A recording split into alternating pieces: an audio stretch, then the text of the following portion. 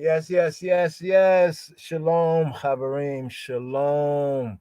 Shua Shalom. This is Yadin. This is Ras Adonis here. LOJ, the Line of Judah Society, here for the Wisma Wednesday. We call it Wisdom Wednesday right here. Ones who have been trying to call into the blog talk with that system there's some sort of trouble they're having on that system. So that interface is not here, tonight on the podcast. But we're looking forward, for more interactivity, especially around the presentations, the weekly Torah portion, the reading and feeding. There's a lot to reason on, but we're gonna lay out the basics, the overview as we go through the weekly Torah portion, reading and feeding, the 26th sabbatical study here for this Shabbat strong, known as Shemini, the eighth, referring to the 8 days of the consecration, of the tabernacle, as well as the prepping of the Aaronic priests, the Moshiach high priest and his sons, the Messiahites, as we like to say, the Christians in the camp. Now, we also have a psalm right here, according to the royal order of the Ethiopian Hebrews, after the order of Malachiah, Tzedek, Melchizedek. We have Psalm 78. Psalm 78, which the theme is Israel's history within that particular psalm right there. Like to get into some details, but first things first, right here. Greetings. Yes,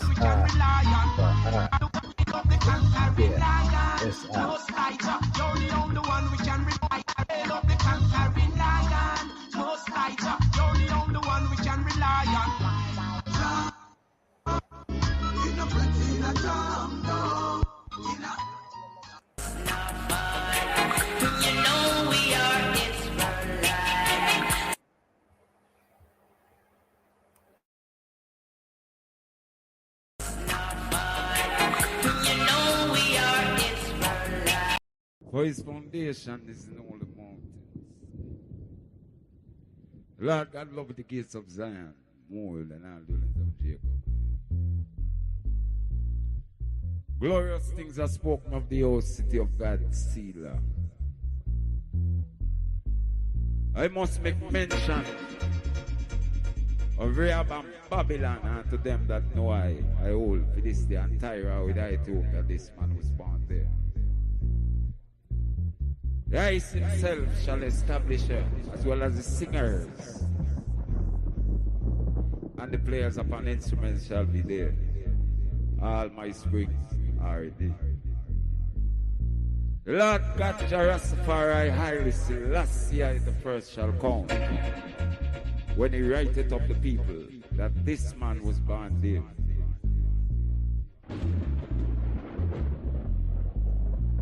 In the society of the rich and the poor and the lost. In the society of the rich and the poor and the lost. And I hear the I-90, the I-Lake Jah. Hear the conquering lion of the tribe of Judah. Hear the conquering lion of the tribe of Judah.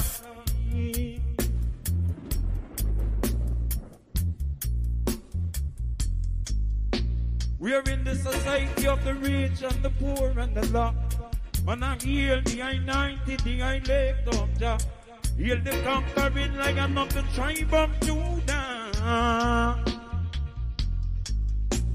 Yeah. Oh, yeah. Oh, yeah. Babylon burning. Babylon burning. Babylon burn. They have no water. Fire, fire, fire. Yes. Make I and I pray. Right here, the Shemona Esrei. Shemona Esrei right here. The Hebrew first, then the English coming forward. Yes, sir. Shalom alaikum, guys. So, just because I'm very, very generous, so I wanted to share with you the way I'm praying Shemona Esrei, the davening, the prayer that we're praying 3 times a day, Shacharit, Mincha, and Arvit, morning, noon, and evening. And if you'll find it inspiring, so you can pray like me, and if not, so you're more than welcome to pray in your own way. Anyway, I think it can help you just to hear and listen to the way that I pronounce those words in the holy language, like that it's written in the Siddur. So first I'm starting with אשר יושבי ביתך עוד יעללוך סלע, אשרי העם שככה לא שם שאדוני אלוהיו, תהילה לדוד ארום ממך אלוהי המלך ואברך שמך לעולם ועד. בכל יום אברכך והללה שמך לעולם ועד. גדול אדוני ומהולל מאוד ולגדולתו אין חקר. דור לדור ישבח מעשיך וגבורותיך יגידו הדר כבוד הודיך ודברי נפלאותיך עשיך ועזוז נורותיך יאמרו גדולתך ספרנה. זכר רב טובך יביעו בצדקתך ירננו חנון ורחום אדוני אל כפיים וגדול חסד. טוב אדוני לכל ורחמיו על כל מעשיו ידוך אדוני כל מעשיך וחסידיך יברכוך. כבוד מלכותך יאמרו גבורתך ידברו להודיע לבני אדם גבורתיו וכבוד אדר מלכותו. מלכותך מלכות כל העולמים וממשלתך בכל דור ודור. סומך אדוני לכל הנופלים וזוקף לכל הכפופים. אין יכול אליך יסבר ואתה נותן להם את אוכלם בעיתו. פותח את ידיך ומשביע לכל חי רצון. צדיק אדוני בכל דרכיו וחסיד בכל מעשיו. קרוב אדוני לכל קורב לכל אשר יקראו באמת. רצון יראה ויעשה ואת שבתם ישמע ויושיעם. שומר אדוני את כל אוהביו ואת כל הרשעים ישמיד. תהילת אדוני ידבר פיו יברך כל בשר שם קודשו לעולם ועד. ואנחנו נברך יה מעתה ועד עולם. הללויה. אדוני שפתי תפתח ופי יגיד תהילתך. ברוך אתה אדוני אלוהינו ואלוהי אבותינו אלוהי אברהם אלוהי יצחק ואלוהי יעקב האל הגדול הגיבור והנורא אל עליון. גומל חסדים טובים וקונה הכל וזוכר חסדי אבות. ומביא גואל לבני בניהם למען שמו באהבה. מלך עוזר ומושיע ומגן. ברוך אתה אדוני מגן אברהם. אתה גיבור לעולם אדוני מחיה מתים. אתה רב להושיע מוריד הטל. מחלקל חיים בחסד מחיה מתים ברחמים רבים. סומך נופלים ורופא חולים ומתיר אסורים. ומקיים אמונתו לישני עפר. מי כמוך בעל גבורות ומי דומה לך. מלך ממית ומחיה ומצמיח ישועה. ונאמן אתה להחיות מתים. ברוך אתה אדוני מחיה המתים. אתה קדוש ושמך קדוש וקדושים בכל יום יעללוך סלע. ברוך אתה אדוני האל הקדוש. אתה חונן לאדם דעת ומלמד לאנוש בינה. חוננו מאיתך חוכמה בינה ודעת. ברוך אתה אדוני חונן הדעת. השיבנו אבינו לתורתך וקרבנו מלכנו לעבודתך והחזירנו בתשובה שלמה לפניך. ברוך אתה אדוני הרוצה בתשובה. סלח לנו אבינו כי חטאנו, מחל לנו מלכנו כי פשענו, כי אל טוב וסלח אתה. ברוך אתה אדוני חנון המרבה לסלוח. ראינה ועוניינו וריבה ריבנו, גלנו גאולה שלמה מהרה למען שמך, כי אל גואל חזק אתה. ברוך אתה אדוני גואל ישראל. רפאנו אדוני ונרפא הושיענו ונבשע כי תהילתנו אתה. ועל רפואה שלמה לכל מכותינו, כי אל מלך רופא נאמן ורחמן אתה. ברוך אתה אדוני רופא חולי עמו ישראל. ברך עלינו אדוני אלוהינו את השנה הזאת ואת כל מיני תבואתה לטובה, ותן ברכה על פני האדמה וסבנו מטובה. וברך שנתנו כשנים הטובות לברכה, כי אל טוב ומטיב אתה ומברך השנים. ברוך אתה אדוני מברך השנים. תקע בשופר גדול לחירותנו, וסנס לקבץ גלויותינו, וקבצנו יחד מהרה מארבע כנפות הארץ לארצנו. ברוך אתה אדוני מקבץ נדחי עמו ישראל. השיב השופטנו כבראשונה ויועצנו כבתחילה. יחסר ממנו יגון והנחה ומלוך עלינו מהרה. אתה אדוני לבדך בחסד וברחמים, וצדקנו בצדק ובמשפט. ברוך אתה אדוני מלך אוהב צדקה ומשפט. ולמלשינים אל תהי תקווה, וכל המינים כרגע יובד, ובכל לבי עמך מהרה יכרת ובזדים. מהרה תעקר ותשבר ותמגר ותחלם במהרה בימינו. ברוך אתה אדוני שובר אויבים ומכניע זדים.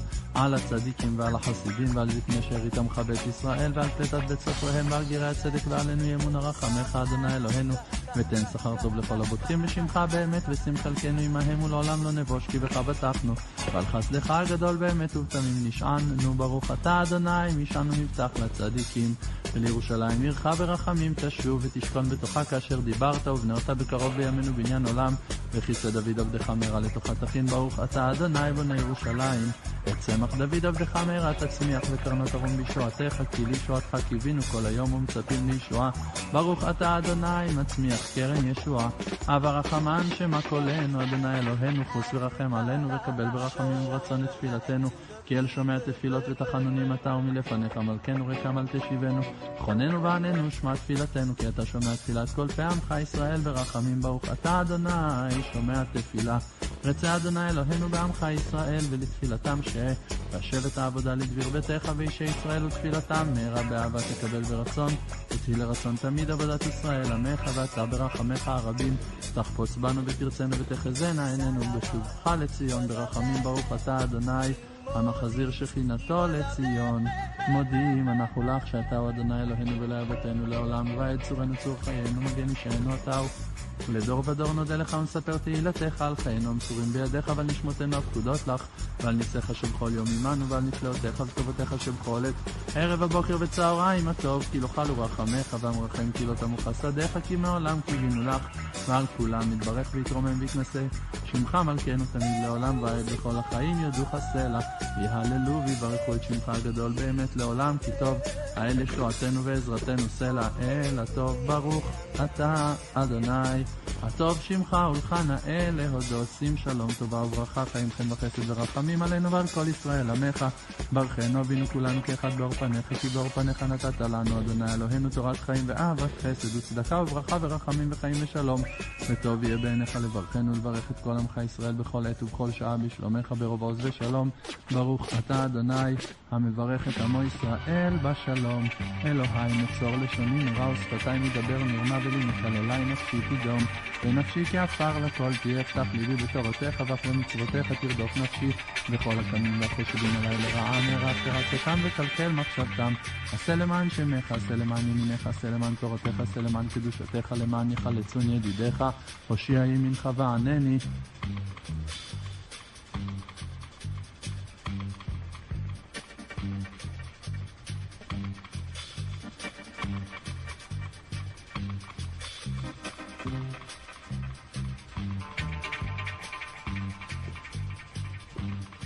עשה שלום ואמרו אמה וברחמה ויעשה שלום עלינו ועל כל עמו ישראל ואמרו אמן.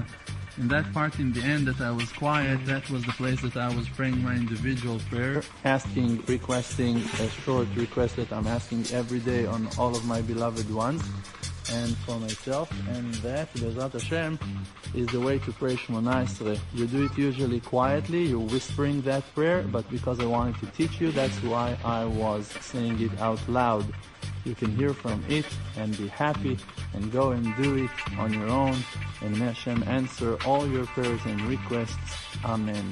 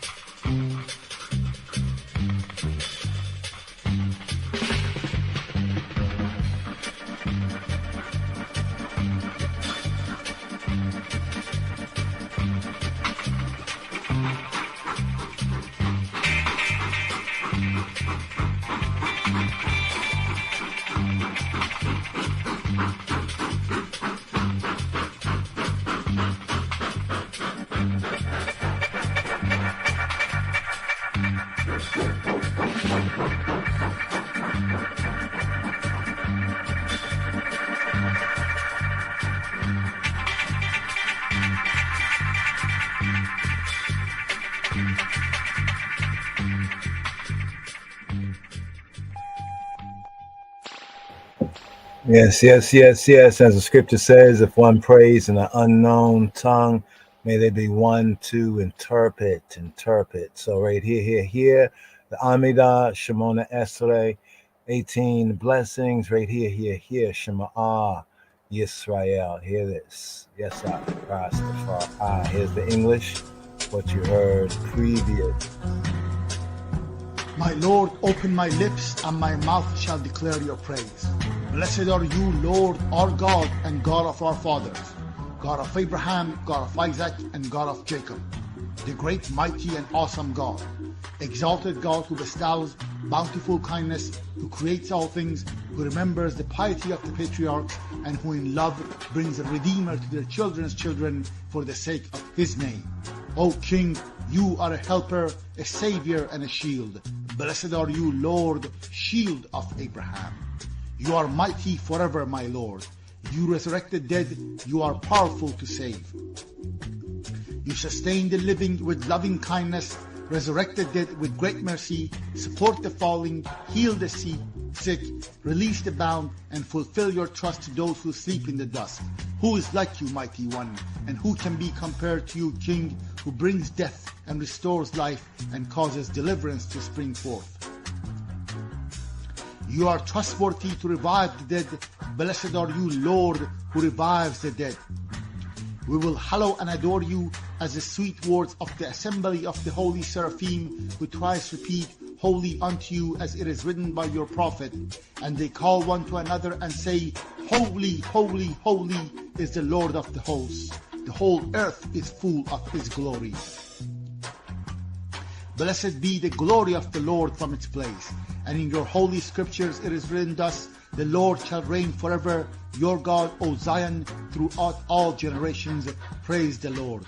You are holy, and your name is holy, and holy beings praise you daily for all eternity.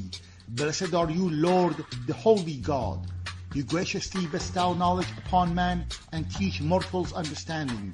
Graciously bestow upon us from you wisdom, understanding, and knowledge. Blessed are you, Lord, who graciously bestows knowledge. Cause us to return, our Father, to your Torah. Draw us near, our King, to your service, and bring us back to you in wholehearted repentance. Blessed are you, Lord, who desires penitence. Pardon us, our Father, for we have sinned. Forgive us, our King, for we have transgressed. For you are a good and forgiving God. Blessed are you, Lord, gracious one who pardons abundantly. O behold our affliction and wage our battle. Redeem us speedily for the sake of your name. For you, God, are the mighty Redeemer. Blessed are you, Lord, Redeemer of Israel. Heal us, O Lord, and we will be healed. Help us, and we will be saved. For you are our praise. Grant complete cure and healing to all our wounds. For you, Almighty King, are a faithful and merciful healer. Blessed are you, Lord, who heals the sick of His people, Israel. Bless for us, Lord our God, this year, and all the varieties of His produce for good, and bestow blessing upon the face of the earth. Satisfy us from your bounty, and bless our year like other good years for blessing. For you are a generous God who bestows goodness and blesses the years. Blessed are you, Lord, who blesses the years. Sound the great shofar for our freedom. Raise a banner to gather our exiles, and bring us together from the four corners of the earth into our land. Blessed are you, Lord, who gathers the dispersed of His people, Israel. Restore our judges as in former times, and our counselors as of yore. Remove from us sorrow and sighing, and reign over us. You alone, O Lord, with kindness and compassion, with righteousness and justice. Blessed are you, Lord, King, who lives righteousness and justice. Let there be no hope for informers, and may all the heretics and all the wicked instantly perish. May all the enemies of your people be speedily extirpated, and may you swiftly uproot, break, crush, and subdue the reign of wickedness speedily in our days. Blessed are you, Lord, who crushes enemies and subdues the wicked. May your mercies be aroused, Lord our God, upon the righteous, upon the pious, upon the elders of your people, the house of Israel, upon the remnant of their sages, upon the righteous proselytes, and upon us. Grant ample reward to all who truly trust in your name and place our lot among them. May we never be disgraced, for we have put our trust in you. Blessed are you, Lord, the support and security of the righteous. Return in mercy to Jerusalem, your city, and dwell therein as you have promised. Speedily establish therein the throne of David, your servant, and rebuild it soon in our days as an everlasting edifice. Blessed are you, Lord, who rebuilds Jerusalem. Speedily cause the sign of David, your servant, to flourish, and increase his power by your salvation, for we hope for your salvation all day. Blessed are you, Lord, who causes the power of salvation to flourish. Hear our voice, Lord our God, merciful Father. Have compassion upon us, and accept our prayers in mercy and favor. For you are God who hears prayers and supplications. Do not turn us away empty-handed from you, our King, for you hear the prayer of everyone. Blessed are you, Lord, who hears prayer. Look with favor, Lord our God, on your people Israel, and pay heed to their prayer. Restore the service to your sanctuary, and accept with love and favor Israel's fire offerings and prayer. And may the service of your people Israel always find favor. May our eyes behold your return to Zion in mercy. Blessed are you, Lord, who restores his divine presence to Zion. We thankfully acknowledge that you are the Lord, our God, and God of our fathers forever. You are the strength of our life, the shield of our salvation in every generation. We will give thanks to you and recount your praise evening, morning, and noon. For our lives which are committed into your hand, for our souls which are entrusted to you, for your miracles which are with us daily, and for your continual wonders and beneficences. You are the beneficent one, for your mercies never cease, the merciful one, for your kindness never ends, for we always place our hope in you. And for all these, may your name, our King, be continually blessed, exalted and extolled forever and all time. And all living things shall forever thank you and praise your great name eternally. For you are good. God, you are everlasting salvation and health, all benevolent God. Blessed are you, Lord, beneficent is your name, and to you it is fitting to offer thanks. Bestow peace, goodness, and blessing, life, graciousness, kindness, and mercy upon us, and upon all your people Israel. Bless us, our Father, and all of us as one, with the light of your countenance. For by the light of your countenance you gave us, Lord our God, the Torah of life and loving kindness, righteousness, blessing, mercy, life, and peace. May it be favorable in your eyes to bless your people Israel at all times and at every moment with your peace. Peace, peace, peace. Blessed are you, Lord, who blesses his people Israel with peace. May the words of my mouth and the meditation of my heart be acceptable before you, Lord, my strength and my Redeemer. My God, guard my tongue from evil and my lips from speaking deceitfully. Let my soul be silent to those who curse me. Let my soul be as dust to all. Open my heart to your Torah, and let my soul eagerly pursue your commandments. As for all those who plot evil against me, hasten to annul their counsel and frustrate their design. Let them be as chaff before the wind. Let the angel of the Lord thrust them away. That your beloved ones may be delivered. Help with your right hand and answer me. Do it for the sake of your name. Do it for the sake of your right hand. Do it for the sake of your Torah. Do it for the sake of your holiness. May the words of my mouth and the meditation of my heart be acceptable before you, Lord, my strength and my Redeemer.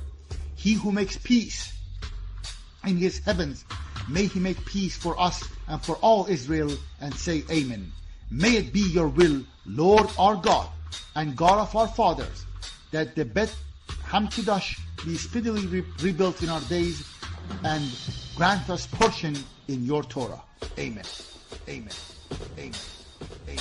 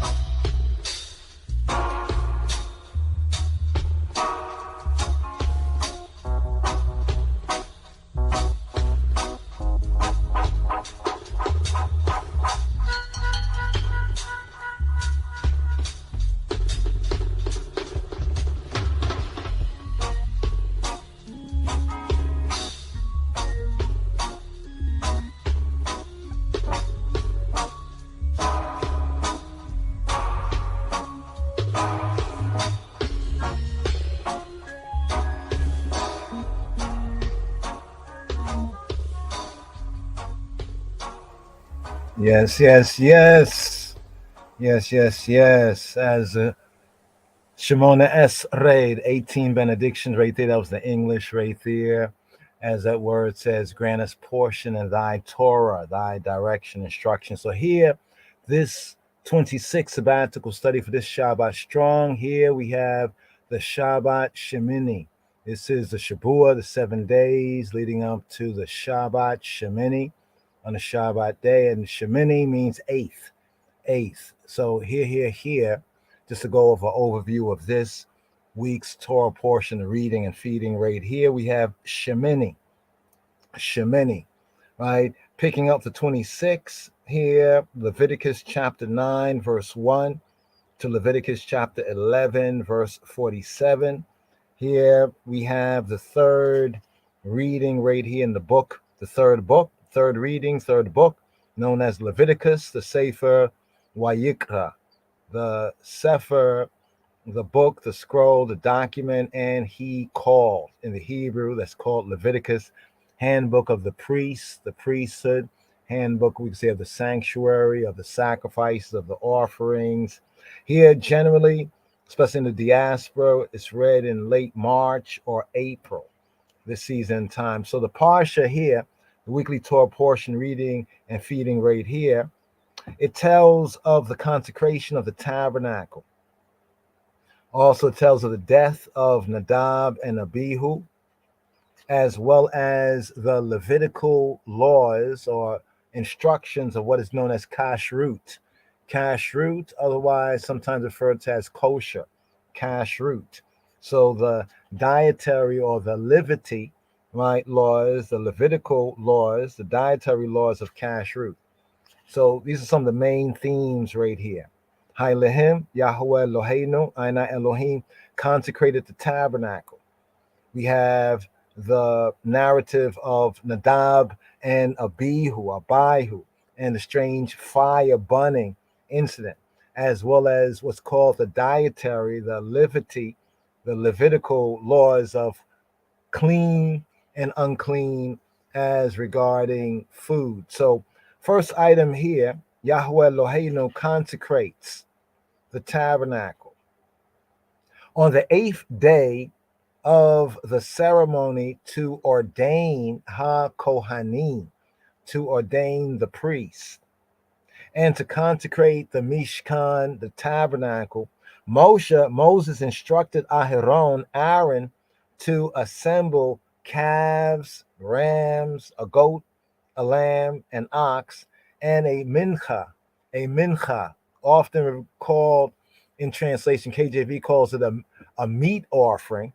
But here's the thing about it. English, a strange language, they call it a meat offering because one time meat meant anything edible, but actually it's a grain offering. What's called the meat offering is actually a grain offering, a bloodless offering, a little more better meal offering, or directly the grain offering, right, as sacrifices. So Moshe was instructed, was told to instruct Aaron, the Moshiach, the anointed high priest, to assemble calves and rams, a goat, a lamb, and an ox, and a mincha offering as sacrifices. Now, the sacrifices in Hebrew, one of the words that's used in the translation, going to the Hebrew root, right, for sacrifices is korbanot. The korban, the korbanot in Hebrew, right? So Elohim saying, right, to Moses, the instruction that he was to give to Aaron, and then this is said here in Leviticus chapter 9, verse 1 to 4. Just a summary, just the main kind of just highlights right here. Today, Yahweh will appear to you. It's the essence of that there. Today, Yahweh will appear to you. So they brought the korbano, the offerings known as sacrifices, to the front of the tent, of the meeting. Now it'll be very, very important for ones to, do a little research on some of the ground plans, based on the scripture and the kind of like the schismatic, the ground plans, in order to get a kind of a visual, of what is being described right here in Leviticus concerning the tabernacle. What was said to Moshe was that, see that you do all things, according to the pattern. So there's a certain pattern recognition, right, that is wonderfully like fulfilled in the Brit Hadasha, in the New Covenant. But here's the groundation. So they brought the korbanot, the sacrifices, the offerings, to the front of the Ohel Moed, Ohel tent, Moed of meeting, or Moed appointment. In fact, the feasts and the festivals are called Moedim, right? The Moedei Yahweh, right? The feast, the appointed times. So Moed has a sense of like the meeting place, also referring to the appointment, in the sense of also the feasts and the festivals are regarded as the Moed in the singular, or Moedim. And the tent of meeting, sometimes translated as the tabernacle of congregation. And the Israelites, also the rank and file Israelites, right, also assembled, I assemble there. Leviticus chapter 9, verse 5 brings us out. So Aharon, the anointed, the Moshiach, the high priest, offered the korbanot as Moshe had commanded. We get this in the Leviticus chapter 9, verses 8 to 21 section. Now, Aharon lifted his hands. Then he lifts his hands. Put your hands up. Remember, we spoke about the Todah. Todah, like in modern Hebrew, to say thanks or thank you, when we say Todah, Todah, right? But the Todah is the thank offering, the thanksgiving in the sense of the thank offering, right? And then we looked at the etymology, the Hebrew etymology of Todah, from the root yada, from the root yad. Yad is hand, and yada, like to make hands, symbol of giving and receiving.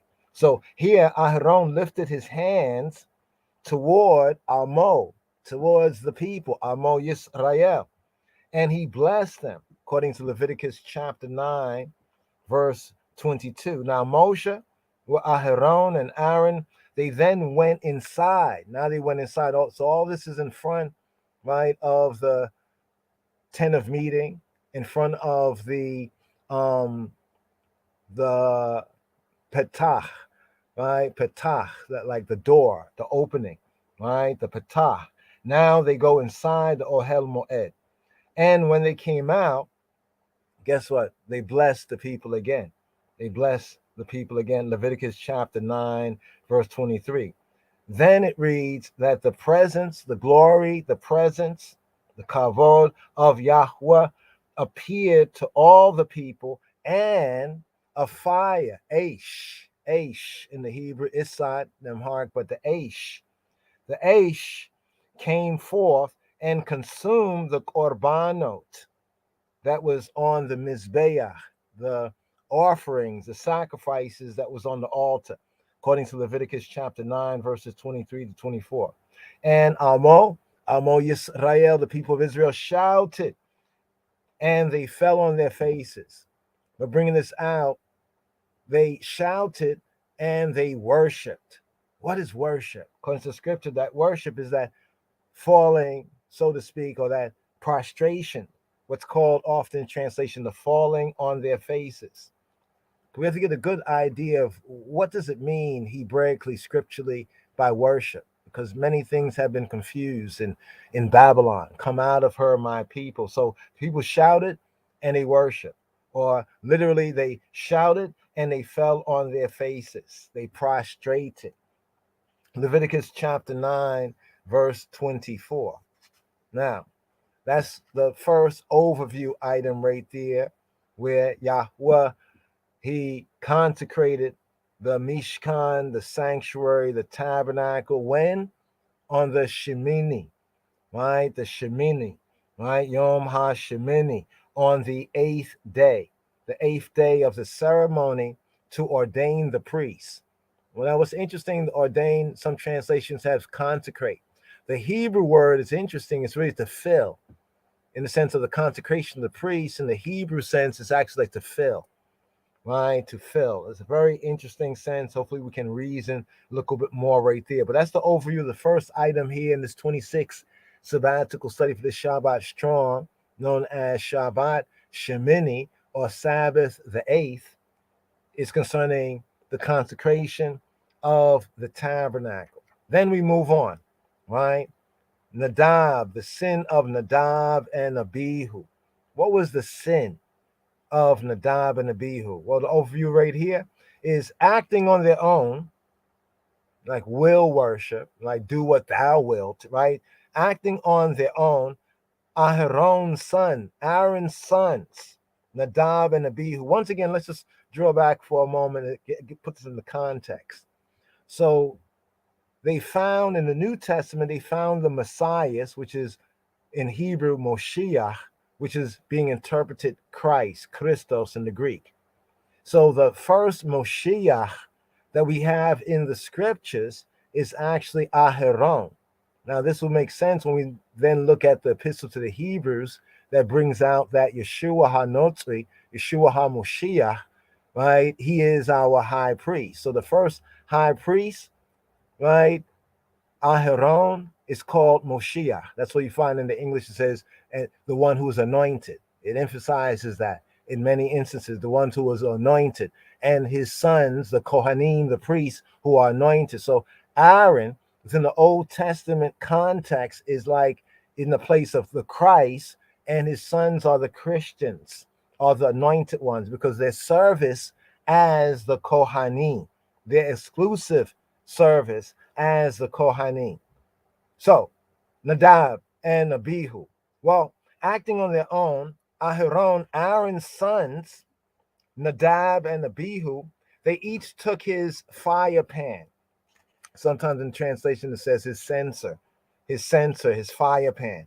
They laid incense, ketoret, aishans on it, and they offered alien fire or strange fire.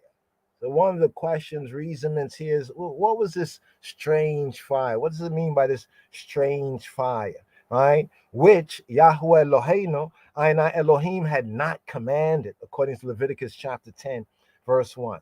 And Hailahim, the Elohim, sent fire to consume them, fire from the tabernacle to consume them, and they died. Leviticus chapter 10, verse 2. Now Moses told Aharon, this is what Yahweh meant when he said, through those near to me, I show myself holy, kadosh, set apart, and gain kavod, glory before all the people. And Aaron, he remained silent in Leviticus chapter 10, verse 3. It's very interesting, that verse right there, what is basically said, like this is what Yahweh meant when he said. Now, that's one bringing out of it. Let's see if we can do this right here, just to go through an overview, because we're already right here, in this Shavua, as we count the days, first day, second day, third day, fourth day, fifth day, sixth day, then the seventh day is the Shabbat day. Keep it in that simplicity right there. But let's just bring this out right here. Let us just get the KJV version. We're actually reading from the TPV, right? Torah Portion Volume 3, TPV 3. Have that available, I think a PDF and a hard copy, just a kind of a summary. But here, let's just go to the area, Leviticus chapter 10, right? The KJV version, the version that many of us might be a little more familiar with. And in basic study, we go from these low degrees, using the Strongs and getting into the Hebrew and forward. The strange five, Nadab and Abihu, verse 1, and Nadab and Abihu, the sons of Aharon, they took either of them his censer or his fire pan and put fire therein and put aishans thereon and offered strange aish, right? Lifnei Yahweh, before Jehovah, that he commanded them not. In fact, that verse right there kind of tells you a lot, especially the last part of it. So everything else we see here is based on the commands Yahweh speak to Moshe, right? Moshe speaks to Aharon. or in some cases, Yahweh speaks to Moshe and Aharon. Speak to the people. Speak to the people. Tell them this. These are all commands. But at this particular point, we have Nadab and Abihu, who are in an important position. They're in an anointed position, and therefore in an exalted position. But then again, to whom more is given, more is required. Verse 2 says, and there went out fire, Aish, from Yahweh, and devoured them, and they died lifnei Yahweh.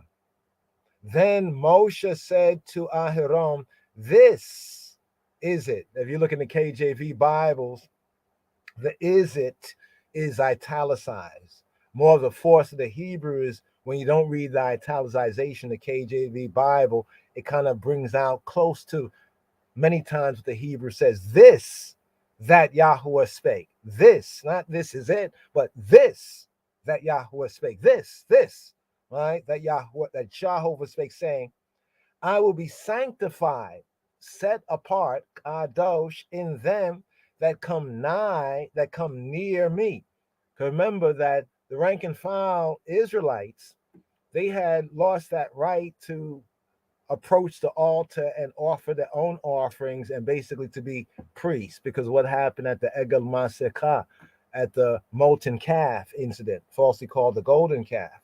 But the priests now, Aharon and his sons, the anointed ones in the camp, they are the ones that have that exclusive, you could say, duty, charge.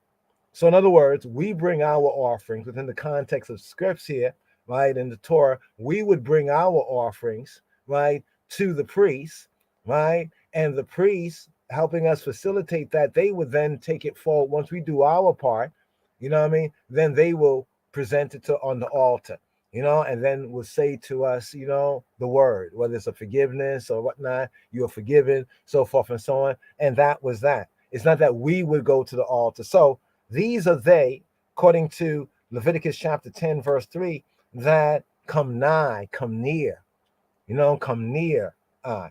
And before all people, I will be glorified. And it says, Aaron, Aharon, held his peace. In other words, he remained silent. He didn't say nothing. The old English idiom right there, held his peace. Not he held his shalom, but he basically, was silent. He did not speak. Now, I don't know if one's received the significance of what the narrative is saying happens, kind of like see it, seen, sight. So these are his two sons. His two sons went forward to offer Aishans, right? They didn't have a command. So how were they doing it? Based on what? It's not that, Yahweh said to do this, this, and this, but they obviously got a bright idea, so to speak, no pun intended, and they went forward to offer Aishans, right? And it says they offered strange fire. This is the interesting part. What does the strange fire mean, Chabarim? Keep that there as one of the reasonments, whether in this podcast here or in the forward podcast. Hopefully we can have a reasonment, come, make we reason. Now, Moshe called Aharon's his cousins, Mishael and El-Zafan, to carry away Nadab and Abihu's bodies to a place outside the camp, according to Leviticus chapter 10, verse 4. Moshe instructed Aharon, Banav, and his sons, Eleazar, Eliza, and Ithamar, not to mourn. He instructs them not to mourn Nadab and Abihu by rending their garments. That's the usual thing. Your brothers just died, like your love. That was a way of showing, that anguish of the loss. But Moshe instructed Aharon and his sons, his remaining sons. So he had, now note this, in this whole narrative is Aaron and his sons being consecrated, set apart, being prepared to function in this role of priest. And at this point, we had 4 sons, now we have 2. And they're being instructed by Moshe, right? And Moshe, in a sense, is in Jehovah's place, in the order of what is happening here. being initiated here. Moshe instructs Aharon and his sons Eleazar and Yitamar not to mourn Nadab and Abihu by ripping their garments, or leaving their hair unshorn, uncut, right? And not to go outside the Ohel Moed, not to go outside the tent of meeting, according to Leviticus chapter 10, verses 6 to 7. Now, Ha Elohim told Aharon that he and his sons must not drink wine or other intoxicants when they entered the Ohel Moed, the tent of meeting, the tabernacle of the congregation, so as to distinguish, get this, as to distinguish or discern between the sacred and the profane. This is here in Leviticus chapter 10, verses 8 to 11. Let's look at the KJV, verses 8 to 11. And Yahuwah spake to Aharon, saying, sometimes he's speaking to Moshe to tell Aharon. Other times like this, he's speaking directly to Aharon. So Yahuwah spake to Aharon, Aaron, saying, do not drink wine nor strong drink, thou nor thy sons with thee. It's interesting because this is kind of connected even with the Nazarite vow, but just as a little note, do not drink wine nor strong drink, thou nor thy sons with thee, when, I didn't say that he could not drink it at all, but the context is important here, right? When, right? Like when on duty, when y'all go into the tabernacle of the congregation, the Ohel Moed, lest y'all die. It shall be a statute, a statute, right? Forever throughout your generations. Verse 10 says, and that you all, may put difference between holy and unholy, that which is kadosh and that which is not, and between unclean and clean. Verse 11 right here. And that you all may teach the Bnei Yisrael, teach the sons of Israel. Remember, the sons of Israel, right, in the covenant at Sinai, must offer their offering to Yahuwah, right, at the tabernacle and through the agency of the Kohanim, the priests. So this instruction now to Aharon and his sons, the priests, is that y'all may teach the sons of Israel, the Bnei Yisrael, all the statutes, the chukim that Yahuwah has spoken to them by the hand of Moshe. This is interesting right here, because when we read and study the Hebrew, we find sometimes it says, in the Hebrew, by the mouth, like the commandment, by the mouth of Yahuwah, right? Or it will say in the Hebrew by the hand, like by the English will say by the command, but the Hebrew actually would say like by the hand.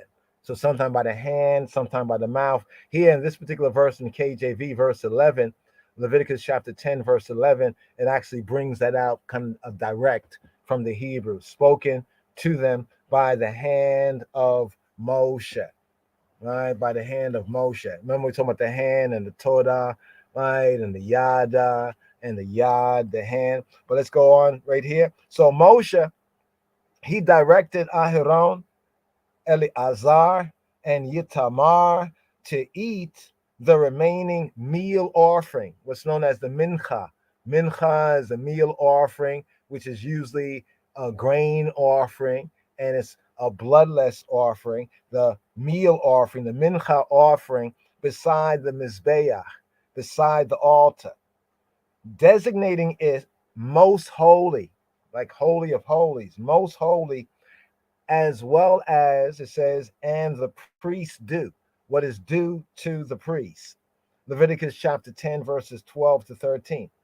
And Moshe told them that their families, instructed them that their families, the priests' families, could eat the breast of the elevation offering, of like the elevation offering, one might say like the elevation offering, and the thigh of the gift offering in any clean place.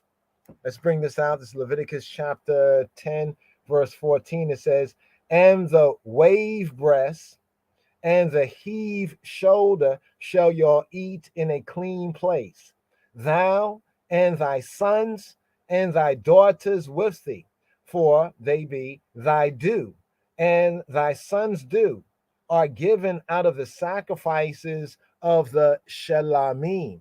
So they're given to the priests out of which sacrifices?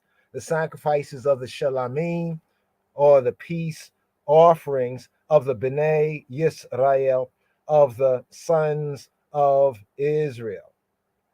Right there. So that's that instruction right there. So the elevation, the elevation offering is the wave offering. Bring out the wave offering.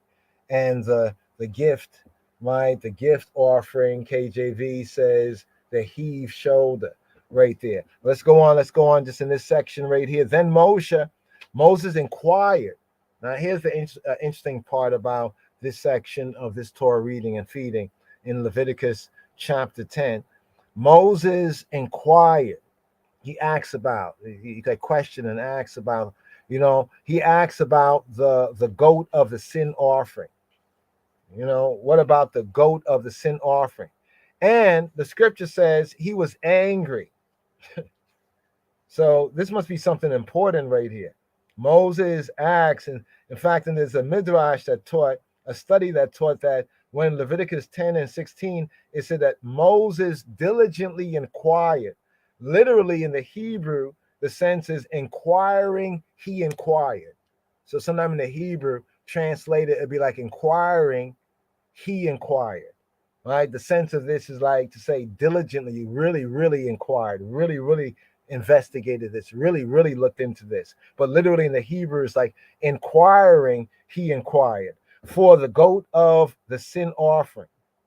Right?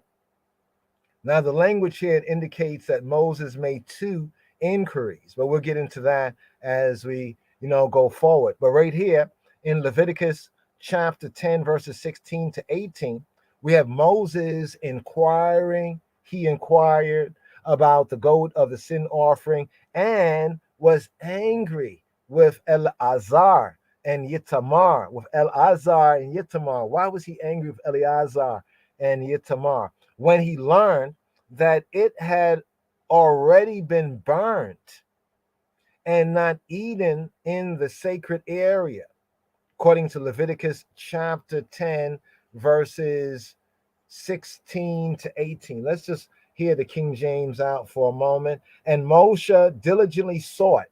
So in the KJV, diligently sought. So it's like seeking, inquiring, he inquired, right?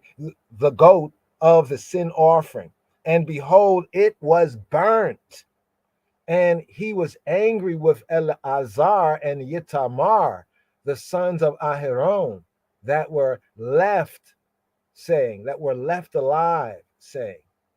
Right? So here Moses says in verses 17, he says, wherefore have y'all not eaten the chatat, the sin, the lack offering in the holy place, seeing it is most holy, and Elohim have given it you to bear the iniquity of the congregation, and to make atonement for them lifnei Yahweh, before Jehovah.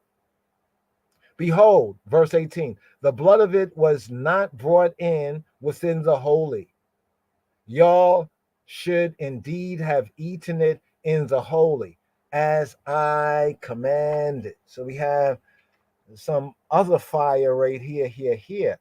Now, Aaron, he answered Moshe, saying this, see, look, this day they brought their sin offering and their burnt offering, lifnei Yahweh, before Jehovah, and such things have befallen me, have befallen I.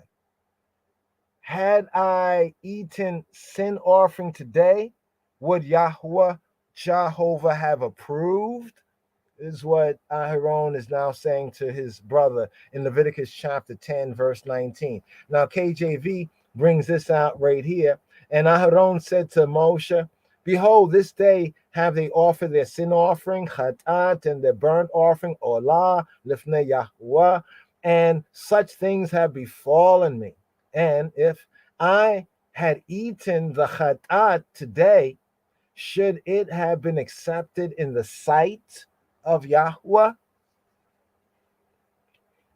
And when Moshe heard this, he approved. When Moses heard what was said, he approved. And Moses heard that, he was content. Well, why was Moses angry? What's going on there? Just some attention to details right there. Why, Nadab and Abihu, his two sons, died that day, right? Moses then inquires, right, of the goat of the sin offering. He becomes angry with Aharon's sons, the priests, Eleazar and Ithamar, when he learned that it had already been burnt and not eaten in the sacred area. But Aaron's answer, what's interesting is Aharon's answer seems somehow to have pacified, Moses's anger. So we refer to a midrash, a study on this. One seeing this and questioning, well, what's really going on here, right? Leviticus chapter 10, verse 16, Moses diligently inquired, as we said, literally inquiring, seeking, he sought, inquiring, he inquired for the goat of the chatat, of the sin offering. Now, the language, especially in the Hebrew, it indicates that Moshe, made two inquiries. The first one is if the Kohanim, if the priests had slaughtered the goat of the chatat, of the sin offering, why had they not eaten it? And the second question, he inquired. The second one is if HaKohanim, the priests, were not going to eat it, why did they slaughter it? And immediately thereafter, we get Leviticus chapter 10, verse 16. It reports what? That Moshe was angry with Eleazar and Ithamar. And the Midrash taught that through becoming angry, in a sense, Moshe forgot the law. Through becoming angry, did Moses forget the law? One Rab Huna had taught that this was one of three instances where Moses lost his temper, and as a consequence, forgot a Torah, a direction, instruction. The other two instances were with regard to the Shabbat in Exodus chapter 16, verse 20, and with regard to the purification of unclean metal utensils in Numbers chapter 31, verse 14. Now, in this case that involved Nadab and Abihu, because of his anger, Moshe is said to have forgotten Torah, the Torah. When we say Torah, we're saying in the Hebrew operative sense, not to speak about the whole compendium of instruction, but a particular direction instruction relating to those in the first stage of mourning, what's often referred to as onen, right? That it is prohibited for a bereaved person prior to the burial of his dead to eat consecrated food. Check. In other words, what instruction did Moses in his anger forget? Well, that was relating to the first stage of mourning, the onen, right? That is prohibited for a bereaved person, one who's suffering loss, before the burial of their dead, to eat consecrated or holy food, set apart food. Aaron asked Moshe whether he should eat consecrated food on the day that his sons died. It comes out a little bit more so understanding the Hebrew, but you reading and studying there, go over the English even, right? Aaron asked Moshe whether he should eat holy food, set apart food, consecrated food on the day that his sons died. Aharon therefore argued that since the tithe, the tithe, which is of lesser sacredness, the tithe, giving that tenth, is of a lesser sacredness, right? If the tithe is forbidden to be eaten by a bereaved person prior to the burial of his dead, how much more certainly must the meat of the chatat, the sin offering, which is more sacred. That's why he says it is most holy, right? Be prohibited to a bereaved person prior to the burial of his dead.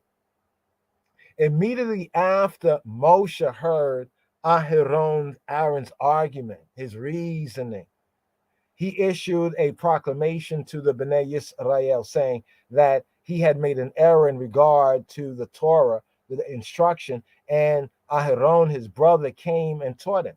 Now, of course, when we say, well, where is that? Well, you can see Moses was content, but he was angry. Why was he angry? Explain that. Oh, we just did. Eleazar and Yitamar had known the Torah. They knew the direction instruction, but they kept their silence. Why? Out of deference, out of respect to Moshe. And as a reward, Yahweh Eloheinu Einai Elohim addressed them directly, along with Moshe and Aharon. Where? In the very next chapter, Leviticus chapter 11, verse 1. When Leviticus chapter 11, verse 1 reports that Yahweh Jehovah spoke to Moshe and to Aaron, saying to them, some taught that the words to them are also inclusive of Eleazar and Yitamar. Now, similarly, ones had deduced from Leviticus chapter 10, verse 19, that Aharon's sin offering, the chatat, was burnt and not eaten by ha-kohanim, by the priest, because Aaron, and his remaining sons, the Kohanim, namely Eleazar, and Yitamar, were in the early stages of mourning. Remember, all this is happening, we can say consecutively, one thing after the next, and thus disqualified. They were disqualified from eating sacrifices. It's a very interesting area of scripture that sometimes, ones might read through it and they might catch, okay, he got angry, but why did he get angry? And then why, after Aharon, says what he says to him, it says Moshe is content. It may not make sense, but we have to kind of study to show ourselves approved. And as we study to show ourselves approved, we get to recognize who had made what fault, and also it teaches us something about the whole anger thing. If remember, Moshe, he came down from the mount, right? This is not elaborated on, and this is not against Moshe Rabbeinu, right? Our teacher, our master of the old covenant. However, notice when he saw what was going on, he smashed the tablets. Yah didn't tell him to smash the tablets. Now, so one have to kind of notice the emotions right there. We also see this in the case where Yahweh said to speak to the rock, take your staff, but speak to the rock. In the first instance, the earlier instance, he tells him to strike a rock to make water come forward. Later on in Numbers, he says, speak to the rock. But what happens? Moshe speaks to the people. He called them rebels. You always have been doing this. Rah, rah, rah, rah, rah, rah. And then he's turned around and hit the rock. So some things we need to learn, Chabarim. Well, the Rebbanim, the scholars of Torah in the Baraita, they noted the three uses of the word commanded. There are three particular uses that some of the scholars of Torah have noted in the word commanded, as it's used in Leviticus chapter 10, verses 12 to 13, chapter 10, verses 14 to 15, and Leviticus chapter 10, verses 16 to 18. In connection with the sacrifices on the 8th day, on the Shemini, of the initiation, the beginning off of the tabernacle, the Mishkan. This is the day on that Nadab and Abihu died. The scholars of Torah, they taught that Moshe said, Yahweh commanded in Leviticus chapter 10, verse 13, to instruct that ha-kohen, that the priests were to eat, the kohanim were to eat the grain offering known as the mincha. The mincha, or some would say, call it the mincha. Modern Hebrew, to call it mincha. Hebraically, the mincha, translated as the meat offering, correctly, the grain offering. Even though they were in the earliest stage of mourning. Scholars of Torah, the Rebbanim, they taught that Moshe said, as I commanded. Note that Moses says, as I commanded. In Leviticus chapter 10, verse 18, as I commanded. In connection with the chatat, or the sin offering, at the time that Nadab and Abihu died. And the Rebbanim further taught that Moshe said, as Yahweh commanded in Leviticus chapter 10, verse 15, to enjoin Aharon and the Kohanim, the priests, to eat of the Shelamim. What is the Shelamim? The peace offerings, in spite of their mourning. And Aaron's correction of Moshe in Leviticus chapter 10, verse 19. Not just because Moshe said so on his own authority, but because Yahweh Eloheinu had directed it. Some interesting reasonments right there.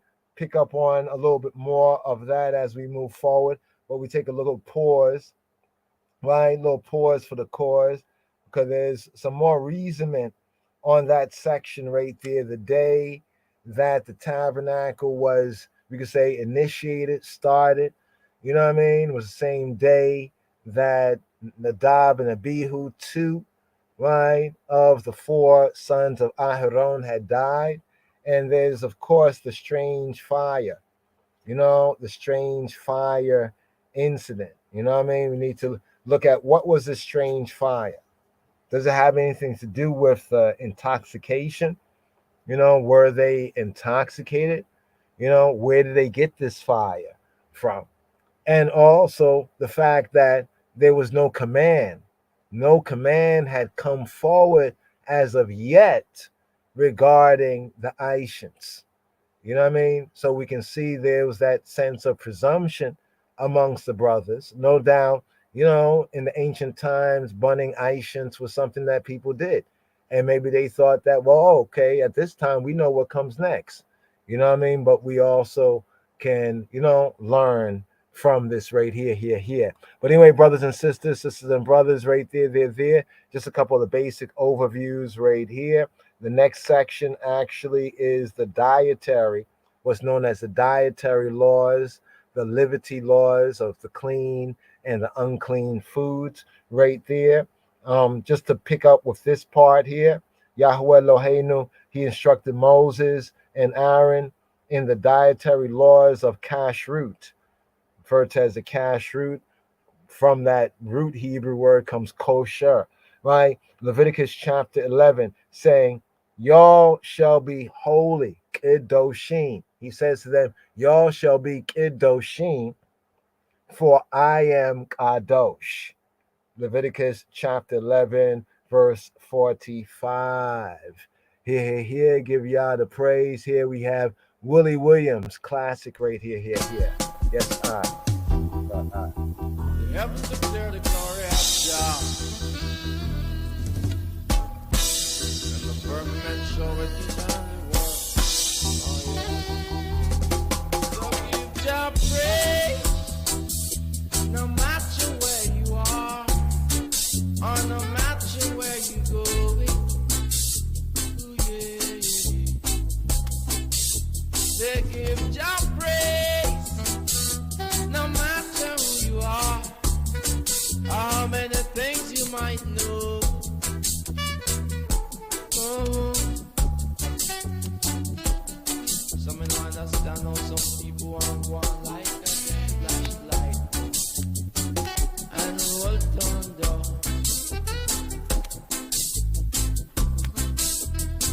Every day them get up just cause. against them one another.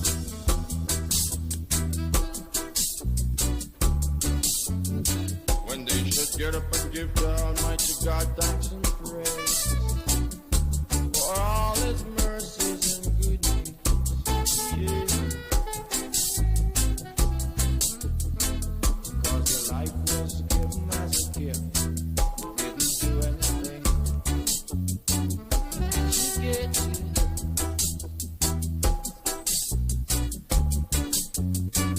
But look how many things that we do.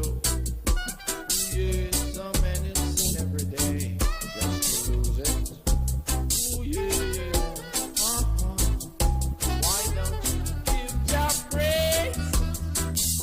No matter who you are, or no matter where you go. Come on and do. So give your praise, no matter where you are, or how many things you might know. Yeah, you have to give Him praise. No matter if you could have great like King David. King David, you could have wise like Solomon, brother Solomon, with a heavy life, brother Moses. Listen, you give your praise, no matter where you are. No matter if you go UC, would I go up Oxford? You're not gonna check for that. So you give Him praise. So you gotta humble yourself, and give Him praise. Give Him praise, Almighty, Almighty. By the first where the heaven, John not check me out your country. That's taking over the city. So give your praise, your man, give your praise. No matter where you are, you're going.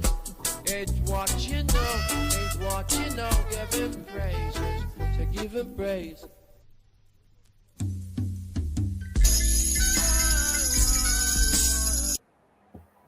Yes. Willie Williams, classic Give Jah Praise, right there. And here, just segueing to today's daily psalm, we have Psalm 78, Mizmor Ein Chet.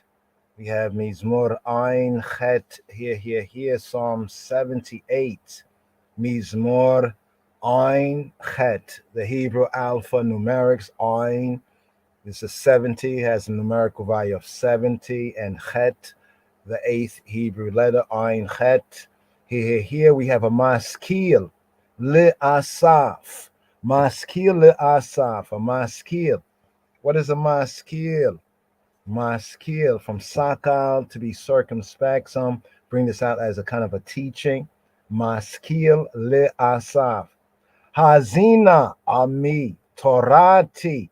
Give ear, O my people, to my teaching. Now here we're looking at the Sefer Tehillim, the Hebrew Psalter right here. Let's just do this right here. Bring up the KJV so we can compare and contrast. Then go through the intro right here. Then hopefully hear a full of it and touch on some part by parts of today's daily psalm, Psalm 78. It's a full psalm. The psalm is themed lessons of of Israel's history. Of Israel's history. So we have to know the lessons of history. Otherwise, we're bound to kind of repeat history. We can learn from history. Any fool can kind of make a mistake, but a wise person can learn from it. But here we have Maskil le'asaf, Hazina ami Torati, Hatu aznechem le Imre Fi. The KJV brings us out as a maskil of Asaph. Give ear, O my people, to my law. The KJV, more correctly, Torati. Torah, Torah, Torati. Torati, to my Torah, to my teaching, to my instruction.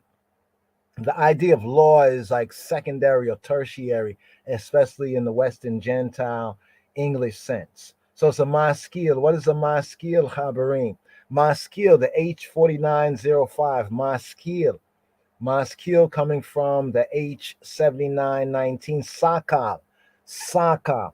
Sakal means to be prudent, to be circumspect, to wisely understand, and also a sense of to prosper. The sense is like to almost have insight, kind of a sense of comprehension. What's interesting, it says to sing praises, Psalm 47, I think in 7, sing praises with understanding. He uses the sakal there, right? To be circumspect, to be intelligent. But we have a maskil, which comes from that Hebrew root.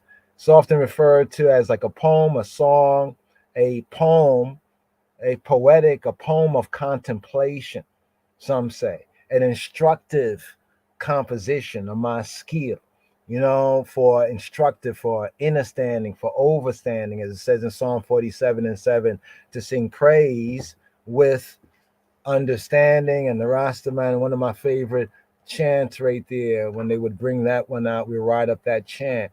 And so instead of saying understanding, we say like overstanding. But let's get that verse right here.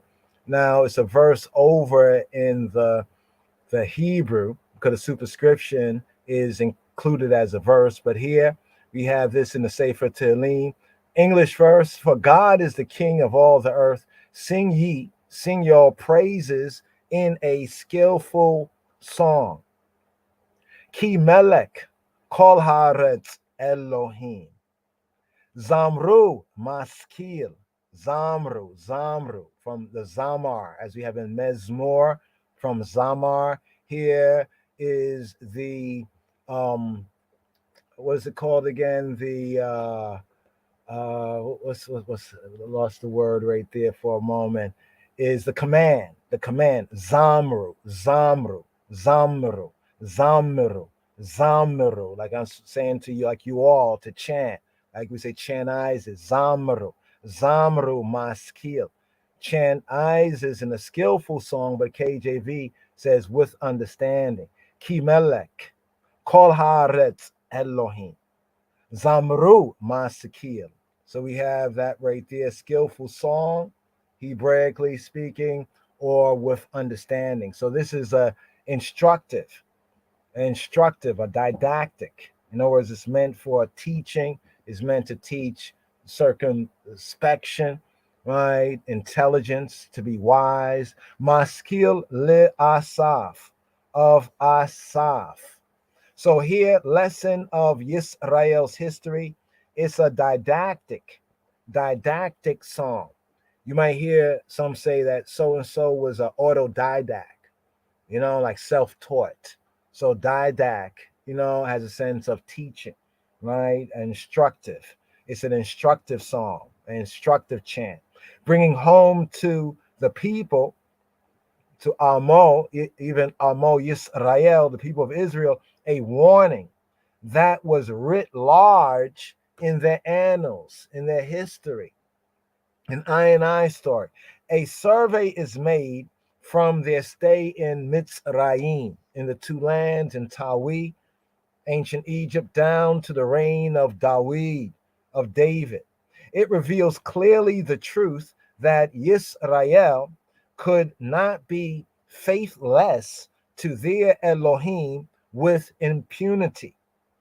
The fate of the northern kingdom, the 10 tribes, Ephraim, symbolically called Ephraim, sometimes referred to as Joseph, but the 10 tribes, the northern kingdom, the fate of the northern kingdom is particularly stressed and emphasized. From that, the conclusion is to be drawn that the poem, the composition, today's daily psalm, Mizmor Ein Chet, Psalm 78, was addressed to the kingdom of Yehuda, to the southern kingdom, after the exile of the 10 tribes. So, getting a context on today's daily psalm, it is said that the fate of the northern kingdom in today's daily psalm, Psalm 78, is particularly stressed.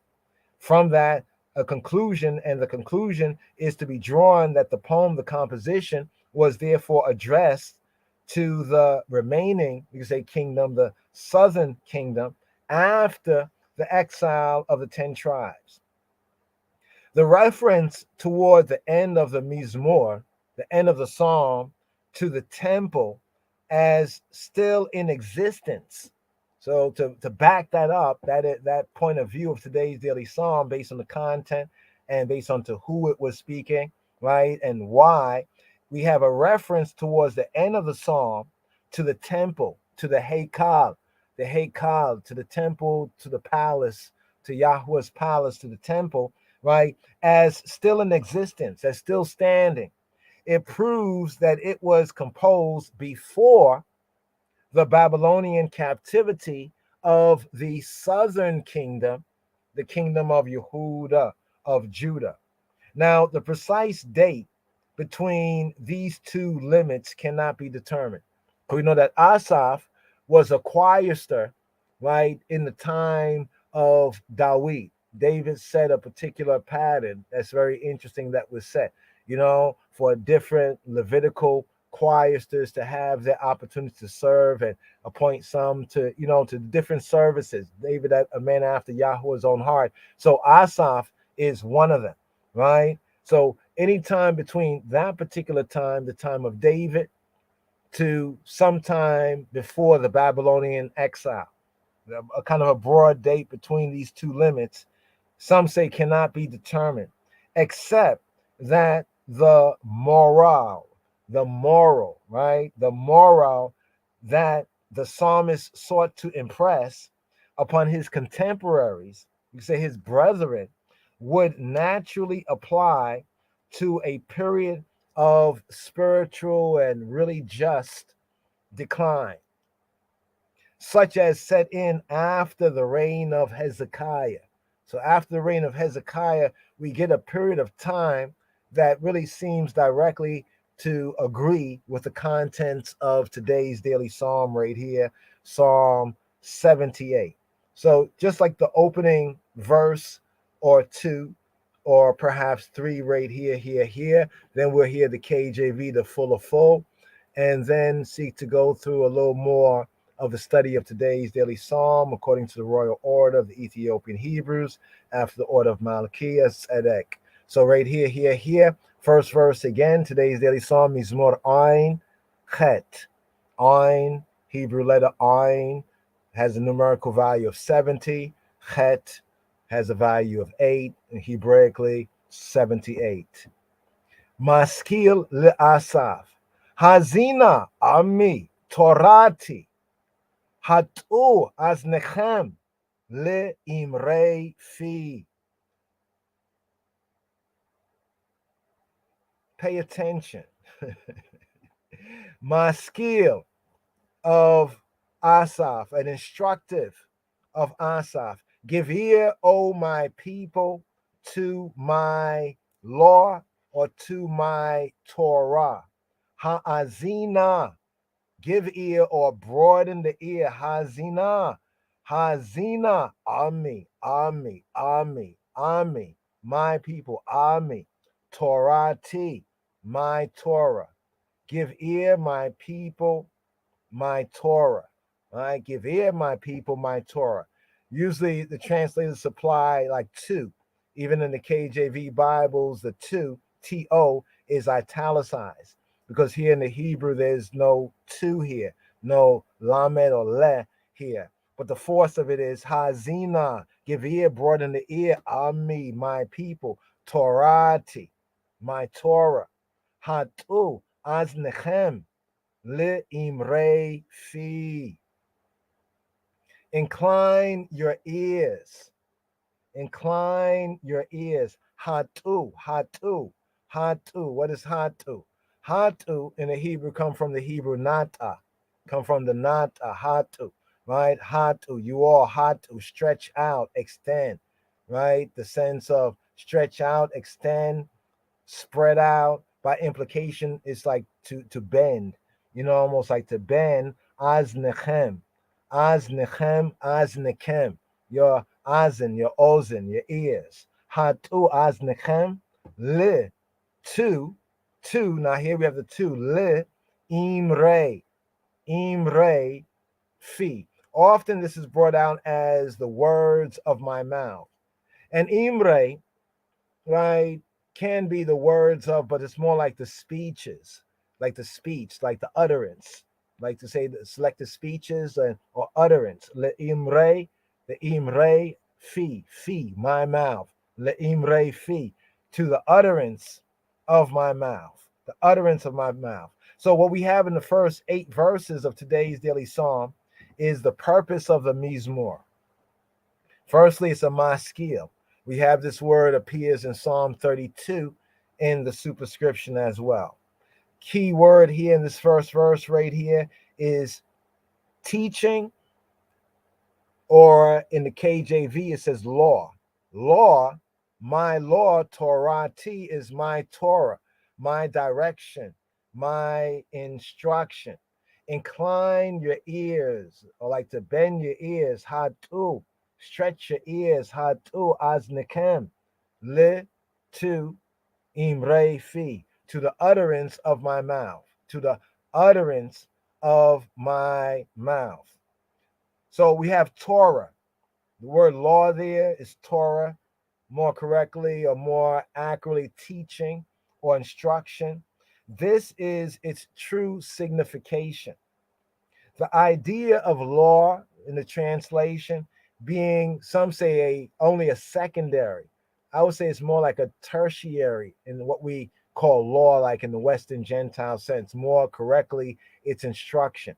So we mentioned there's the instruction concerning this sacrifice, there's the instruction concerning this and that. All together is his instruction, Torah, right? But each one is an instruction. So here in the maskil of Asaph, he says, give ear, O my people, to my instruction, my teaching. Incline your ears to the words, to the utterance of my mouth.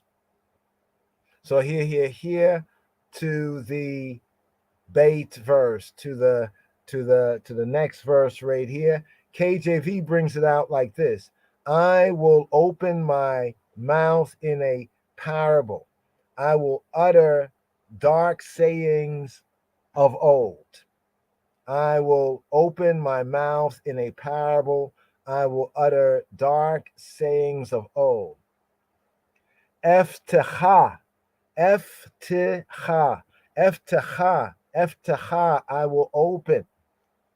Bimashal, Bimashal, in a parable. Bimashal, P, my mouth. I will open in a parable, parabological logic, in a parable, a mashal, in a proverb, in a parable, my mouth. Abia, Abia, Chidot, Mini, Edem. Abia, Abia. Interesting, Abia, to utter. Abia, Abia, Abia. Actually, Abia, Abia, Abia. It comes from Naba, Naba, Naba. And it means to flow, to pour out, to flow, to pour out. Abia, Abia, to flow, to pour out, to gush forward. Chidot, Chidot, Chidot. Sometimes it's translated as dark sayings. The Chidot from Chida, Chida. Chida is a riddle. It's like a difficult question. Is a Chida, a riddle, a kind of a parable, but more of a kind of an enigmatic saying or question, a perplexing saying or a perplexing question. Riddle, chida, in the sense of dark, or some might call dark, or an obscure utterance. Here, not the singular, but the plural is here. Abiyah, chidot, abiyah, chidot. I will pour forth chidot, like riddles, Mini kedem, mini kedem. So I'll pour forth with enigmas, like riddles. And here we have mini kedem. What is mini kedem? Well, mean is to say in Hebrew mean or mini, like from. Mean haaretz, mean hashemayim, from the earth, from the heavens, mean hashemayim, mean ha-hekal, from the temple. So it's a sense of from, mini, from the kedem, mini kedem, abiyah, chidot, mini kedem. I will utter, I will gush forward, pour out enigmas, riddles, so to speak. Mini, from the kedem, Yes, kedem as in kedamawi, this Afro-Shemitic root. The 869:24, the kedem, from the days of old. Some translators translates from the days of old, right? Or dark sayings. In the KJV, I will utter dark sayings of old. I will utter dark sayings from mini kedem, from the kedem. So what is the kedem? So the 869:24 kedem, we have kedem and kedma, the kedem and the kedma, right? So the kedma, the sense of it, BDB brings it out as the east. The kedem is the east, antiquity. It can mean the front, that which is before, kedem, right? Before. It has a sense of a foretime, in the sense of like the ancient times.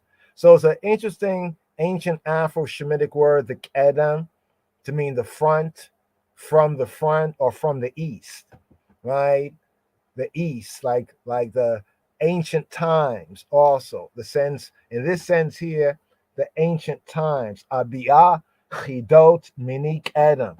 I will pour forward enigmas, perplexing riddles, right? Mini kedem, from the kedem, from the aforetime, like the first time. I like to bring it on translations like the first time, the mini kedem, the ancient times, the aforetimes, the old times, the earliest times. Some might say the antiquity, right? Or we can also say from the east, so to speak. So what do we have here? We have parable and we have dark sayings. What's called dark sayings. Or in the Hebrew, we have the mashal, parable, and chidot, dark sayings. There's more on this in Psalm 49, round about verse 5.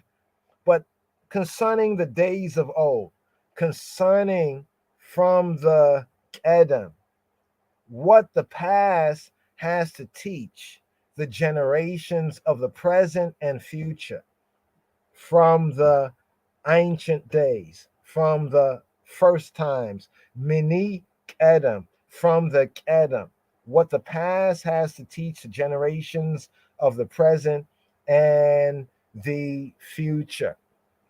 Here, the Aleph Beit, that was the second verse, the Beit verse. Here, the Gimel verse. Asher, Shema'inu, Wa Nedaim, Wa Aboteinu, Sipru Lanu. The English, which we have heard, or that we have heard and known, and our fathers have told us. That we have heard and known, and our fathers have told us. Asher, that which shama'inu,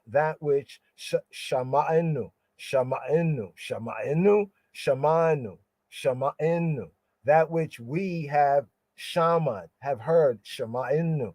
Asher shama'inu, wa nedaim, that which we have heard, and nedaim, nedaim, and known, wa abotenu, wa abotenu, and our fathers, our abot, waboteno, vavoteno, waboteno, and our fathers, our patriarchs, our, you can say our ancestors, waboteno, sipru, sipru, lano, sipru, lano. They have told us. But now sipru from sapar, when we say sefer, like a book, a scroll, a document, it comes from the Hebrew safar. Safar means to count, to recount. The verb sense of it is like to relate. It can mean to count, even like in a mathematic sense, like to count things. It can mean safar, like to number, in a sense, to account or to reckon, to be counted, to be numbered. But it also means to recount, like to rehearse, the sense of like to declare, to recount something, to rehearse something, sense of talking. But it also has a mathematical sense to count exactly or accurately. Safar, safar. So the root sense of it is like to score or to mark as a tally or a record. That is, the implication is to inscribe, right? To inscribe. So when it says here, si Peru, they have. Who is the they? Aboteno, aboteno, our abot, our patriarchs, our ancestors, our forefathers. Wabotenu, si Peru, they have told us, they have inscribed, they have recounted, lanu, for us, for lanu, for I and I. Here, third verse, Asher Shema'inu Wanedaim, that we have heard and known. Wabotenu Sipru lanu, our fathers, our ancestors have recounted to us, have told to us. Here. Let's go to the dialect verse. This first section, first 8 verses, is a rather long psalm, but we'll seek to build, as much as we can build right here. These first 8 verses give us the purpose of today's daily psalm. Mizmor Ein Chet, Psalm 78. That's theme, the lesson of Yisrael, Yasharallah, if you please, Yisrael's history. Here we are at the 4th verse right here. KJV reads like this, like thus: we will not hide them from their children, shewing to the generation to come the praises of Yahweh and his strength and his wonderful works that he hath done. Here we have the Dalet, Hebraically the 4th letter, 4th verse, the Dalet verse right here. It says, Lo nikached, Lo nikached, mi b'neihem, from our b'neihem, right? From their children. We will not hide them from their children. Lo, nikached, to hide, like to kind of conceal something.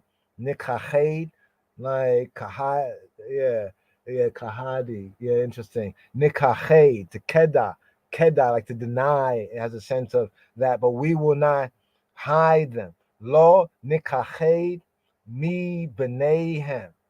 Le dor acheron. Le dor acheron. Very interesting to break this down part by part. We will not hide from their children. Lo nikached mi b'neihem. From their sons directly. Le dor acheron. For the generation last.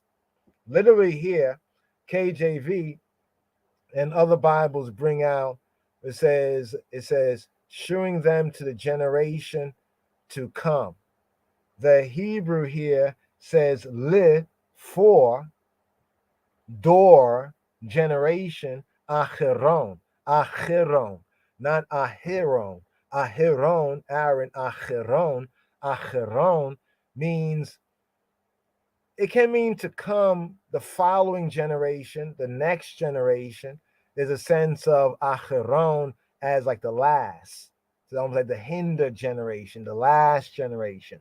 So one context of it, to the coming generation, or to the following, the behind generation, like the generation coming behind this generation. But then there's another sense of the Hebraic root word acheron, which has a sense of like the last.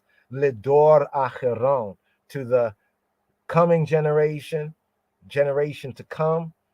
Actually, more like the hinder, the next generation, but it's pointing to the last generation. Misaprim, Misaparim, Tehilot Yahweh, Tehilot Yahweh, the praises, Misaparim, telling, Misaparim. Remember the Safar in the other verse right there where it says Sipru Lanu, right?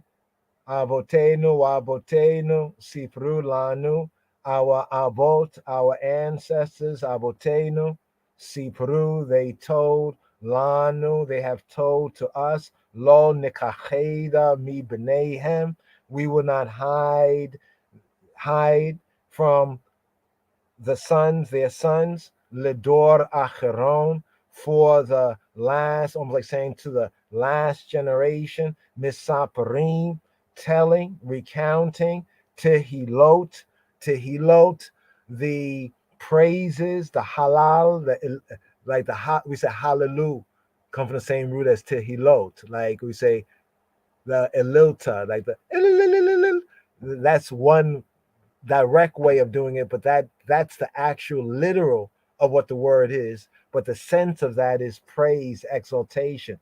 Tehilot, misaparim, telling, Tehilot, the praises, Yahuwah, of Jehovah, he who be, who he be. Where Ezuzo, where Ezuzo. Well, this is an interesting form of the oz, the oz, the strength. Where Ezuzo and his strength. Where Ezuzo. What is Ezuzo? His strength, his Ezuz. Strength, fierceness, might, Ezuz, right? Forcibleness. Where Ezuzo and his strength with Nifalotayo, Viniflotav, modern Hebrew, Viniflotav, more ancient Afro-Shemitic pointing, with Niflotayo, where Ezuzo, with Niflotayo, Asher, Asa, Asher, that which Asa, that which he hath done, Asher, Asa, and his strength and his wonderful works, where Ezuzo and his strength, where Niflotayo and his wonderful works, Asher, that which Asa, that which he hath done. From their children, me Benehem, me from Benehem, from their sons, from their children. We might have expected from our children. Wouldn't you have expected that just reading the Psalm through? Right? That which we have heard and known and our fathers have told us, we will not hide from their children. You would have expected, maybe it would have said, will not have hid or hide from our children. Lo nikacheda mi b'neihem, from our b'nei, but b'neinu, b'neihem, from there. But he desires, the psalmist here, Asaph, desires to emphasize the course of tradition of the tribe, tradition, and not his duty to his own children. In other words, one's duty to their own children, right? with the ability to do. However, there is the course of the tribe tradition, where it says, "Love your brother as you love yourself, your neighbor as you love yourself."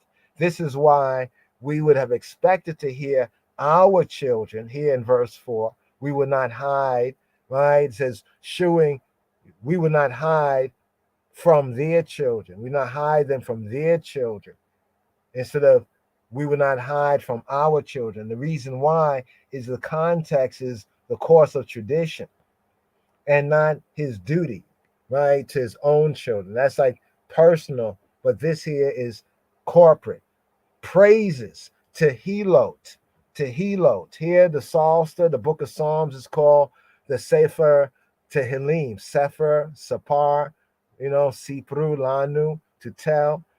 Tehillim of his praises. Here we have the Tehilot Yahuwah, the deeds that call forth praises, his works, his strength, Ezuzo, Nifa Leotayo, Niflotav, his wonderful works, Asher Asa, that which he has done. We have Psalm 60, actually 60, 70, 71 and 17 also speaks of these niflaot, right, of these wonderful works. Here, verse 5, here still in the section, verse 1 to 8, the purpose of Psalm 78, to get a good groundation right here. Here we have the Hay verse, the 5th verse. Today's daily Psalm 78, verse 5. For he established a testimony in Jacob and appointed a law in Israel, that he commanded our fathers, our ancestors, that they should make them known to their children. That they should make them known to their children. Here, the Ivrit, verse 5, right here. Wayakem. Edut be Yaakov, wa Yakem, and he established. Wa Yakem edut, testimony. Be Yaakov, in Jacob. With Torah, Sam be Yisrael, and appointed a law or a Torah with Torah, and Torah, with Torah, and Torah, Sam, appointed, like the sentence of set, right? Be Yisrael, in Israel. Asher Tziwa, Asher, that which Tziwa, that which he commanded, et Abotenu. Now here we have our fathers right here.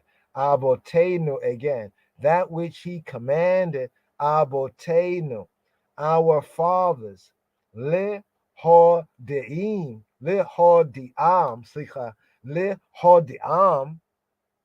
to make known, le hodiam, to make them known, le hodiam, Livnehem,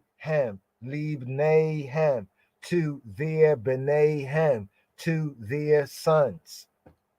For he established a testimony, edut, the duty of a father, according to instruction in Ha-Torah and the ancient tribe, the duty of a father to instruct his children, especially his sons, in their national history, annals, Ha-Torah. Where do we have this? We have this in Exodus chapter 10, verse 2. Where do we have this? In Exodus chapter 12, verse 26. Where do we have this? We have this in Exodus chapter 13, verses 8 and 14. And also elsewhere, that duty of the patriarchs, right, of the fathers, right, to instruct his children in their national annals, their history, their story, our story, Jah's story, and to make them known. Le hodiam,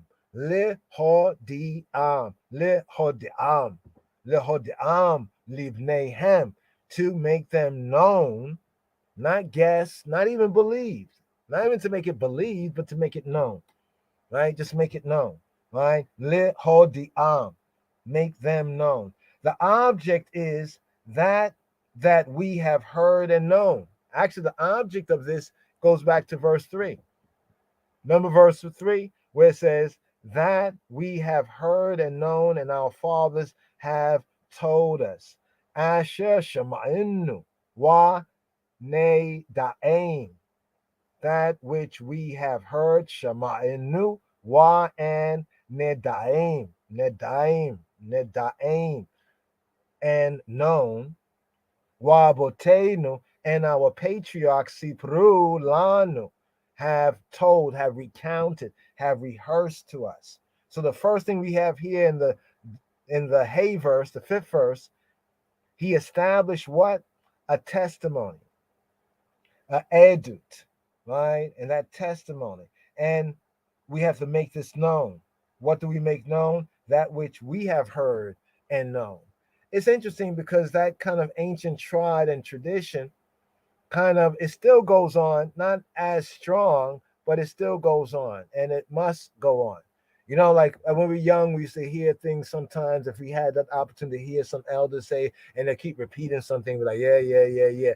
And then if you're blessed to live long enough and have experience, to grow in grace and knowledge, you begin to recognize, oh, yeah, wow. And almost, at least I'm testifying here, just testify, glad that they did rehearse these things, like almost like what they were told, but then there's a disrespect today. Well, nowadays you live in a new time. No, ain't nothing new under the sun. But right here, let's move forward. We can get into this verse a little bit more, but it's also interesting that we have Torah mentioned in Psalm 78 directly in the 1st verse as well as in the 5th verse. But here, these first 8 verses, the purpose of the mizmor, the purpose of the chant, the purpose of the song.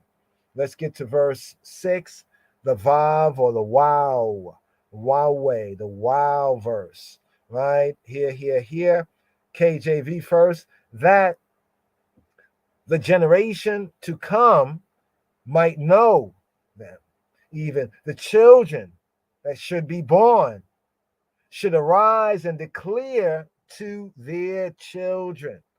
Reading it without the italicizations right there, that the generation to come might know. The children should be born, should arise and declare to their children. So we see something about a kind of a continuity. There's a continuity right here. Let's go to these verses right here. Lima'an, so that, lima'an, so that, yedu,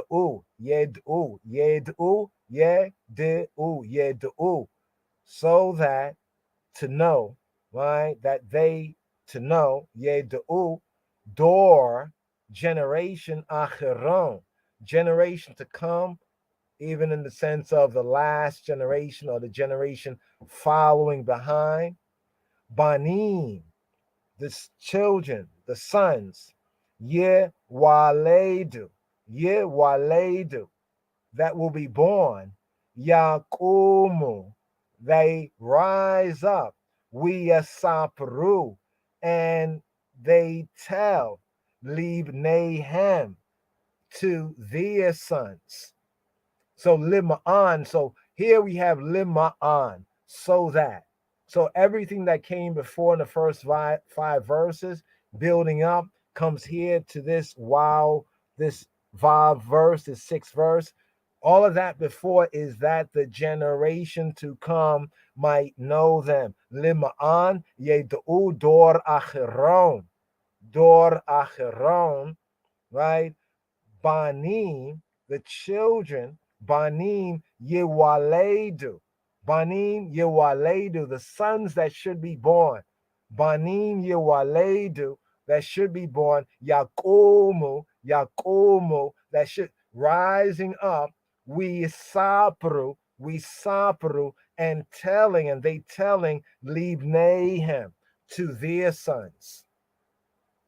You know, so that's what it says in the scripts where it says that the enemy says to Yahshua, to Yisra, to I and I ancestors, let's cut them off from being a people, cut off that kind of that chain of custody from one generation to the next generation of I and I story, I and I truth. Now the verse may be differently punctuated as follows. This verse here, the 6th verse, this one here again, lima'ana yedu dorachrona banima yewaledu yakumo wisapru libnehem.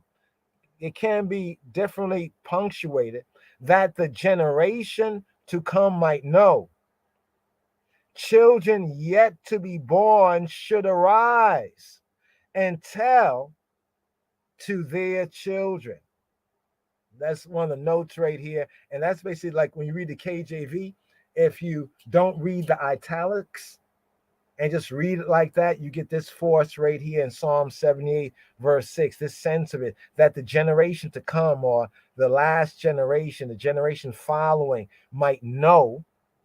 Children yet to be born should arise and tell to their children. The succeeding generations are to form an unbroken medium for the transmission of this da'at, of this knowledge, of this gnosis, right? Of this truth.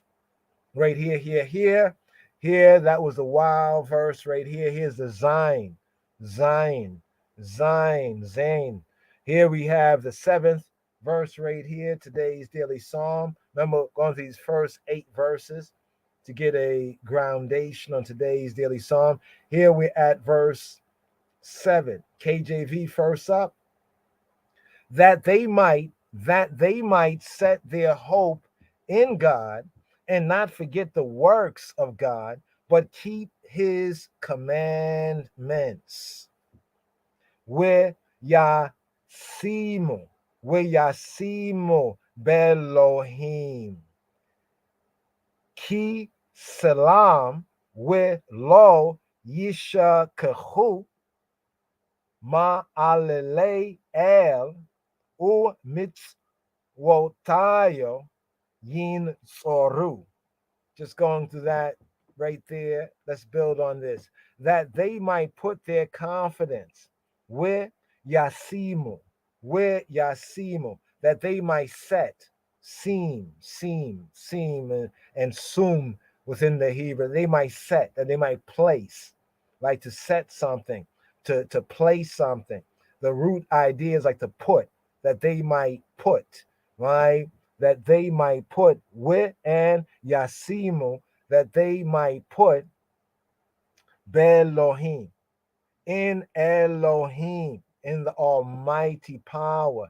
Ki salam, that they might put what? Ki salam, kesel, that kesel.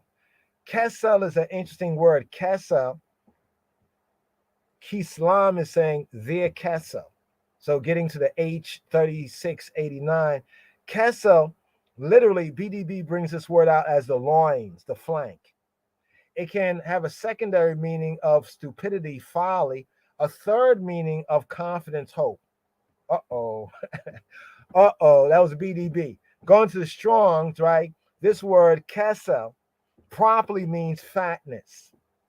That is, by implication, literally the loin. You know, the loin, not the groin, but the loin, as the seat of the leaf fat or the viscera, right? Now, this is an interesting word because in a figurative sense, it can have a translation of silliness. But in a good sense, it has trust. This word is often translated in the KJV in different places, like here, confidence. Other places in Leviticus as like the flank, like of an animal, the flank. In some cases as folly. In some cases as hope. In some cases as loin. Now, of course, ones might say, wow, this seems like it might be a little bit confusing. Well, let's just do a little basic build right here. That they might put their hope in the sense of confidence. Let's get to the root of the root of the root. We have the kasal. Kasal literally means to be fat. That is, in a figurative sense, to be silly. So how is this hope right here? It's kind of an interesting sense. It's not a. There's other words for like foolish and stupid, but this has a very interesting sense right here. That they might be like, setting their hope. It's not the hope in the sense of tikwa from the kawa sense, but it's more like almost nothing to shake their confidence in Elohim. To other people will say that your confidence in Elohim is silly. You know what I mean? But it's like fat, like you thick with it on a certain level. We're gonna return to that because we're gonna have to give some other examples of it in the Hebrew, so ones can be like, oh, by virtue of examples. But here, it says that they might put their hope, Kislam, where Yasimu Belohim Kislam, where lo Yishakahu Ma'alele El, with lo and not Yishkahu, to shakach, and not to forget, and they not to forget, with lo Yishkahu, and that they not forget Ma'alele El, the works of El. Now here we have the Ma'alal. The Ma'alal. What's Ma'alal is a deed, a practice. Now, BDB has practice in some usual cases. This is sometimes usually a bad sense, right? Practice, right? If somebody's practice, but it also means deeds and acts, right? So this word can have ma'alele, the ma'alele el, the ma'alal of el, can either be an act, whether it's good or it's bad. Often the sense of it is a doing, an endeavor, like the sense of it like an invention. So the doings of El, of the Almighty, the endeavor of El, of the Almighty, the invention, the work of El, the Almighty. So here's a second verse or second phrase of the verse, and not forget the works of El, but keep his commandments. Umitzotayo, umitzotav, umitzotayo, and his mitzvot, his commandments, mitzvot, yin tzoru, that they keep. But this is not the usual word we find elsewhere in translation for keep. The usual, not usual, but elsewhere, like to keep the Sabbath. Like we have like the Shomer Shabbat, Shomer from the Shama. This one, Yin Tzoru, translated as keep, right? Yin Tzoru comes from the H5341 Natsar. Now, Natsar is related to the identifiable attribute of Moshiach, Yeshua, in Nazarene. So we have Nazarene, Hanotzri. In the Hebrew, Yeshua, Jesus of Nazareth, is said as Yeshua Hanotzri. Hanotzri, the Notzri. What is Notzri? What comes from Natsar. Natsar. Here we have U Mitzotayo Yin Soru, that they natsar, that they guard, that they watch over, like a guardian, right? The root sense of it is, in the good sense, a natsar, to natsar, which is a verb of yin soru, that they guard in a good sense, that they protect, that they maintain, that they obey. That's the good sense of Yin Soru from Natsar, and Natsar is related directly to Nazarene. In other words, Nazarite come from the Hebrew Nazar. Nazarene come from the Hebrew Natsar. Because some can't pronounce the Sadai correctly, they make both the ze and the tse, the ze and the tse, the same sound. And that's where the confusion comes in. So Nazarite is from Nazar, Nazar, and Nazarene is from Natsar, Natsar. So here in verse 7, where it says that they might put their confidence in Elohim, where Yasimu Belohim Kislam, and not forget the works of El, with Loa Yishkahu Ma'alele El, but keep his commandments, but guard, protect, maintain, Ua Mitzotayo, Yinsoru, Yinsoru. Now, the bad sense of the word, right, is to conceal. It can have a sense in translation to besiege, can have a sense of a hidden thing, a keep, to keep, a keeper, and a sense of keeping. But we find that this word is most peculiarly interesting because of the attributional title of our, we say Yeshua, Yeshua ha Notzri, Yeshua of the Notzri, of the Natsar, to say, right? Just that distinction between Nazarite and Nazarene. In English, they have the same Z sound, but there's two different letters in the Hebrew. Nazar, a Zain, and we have Natsar, Natsar, a Tzadai, Tzadai, a Tzadai. But that being that right there, works of El, Ma'alele El, the deeds he wrought for Yisrael, what he did for Yisrael, whether in blessing and protecting them or in giving them due punishment and judgment, right? But keep his commandments. U mitzvotav yinsoru. U mitzvotav yinsoru. U mitzvotayo yinsoru.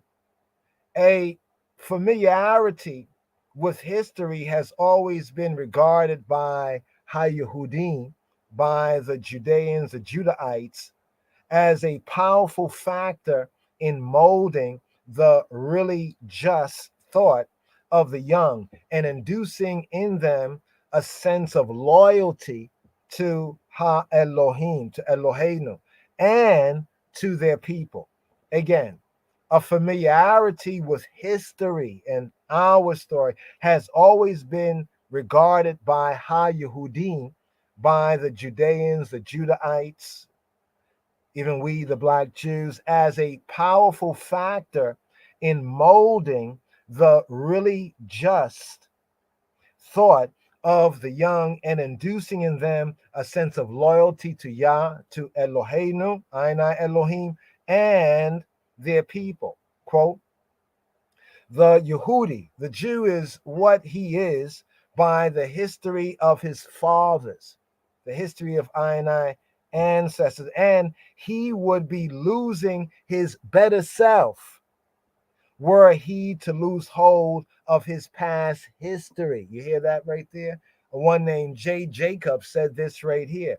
He said that the Yehudi, right, is what he is by the history of his fathers, his ancestors, his patriarch, and he would be losing his better self were he to lose hold of his past history.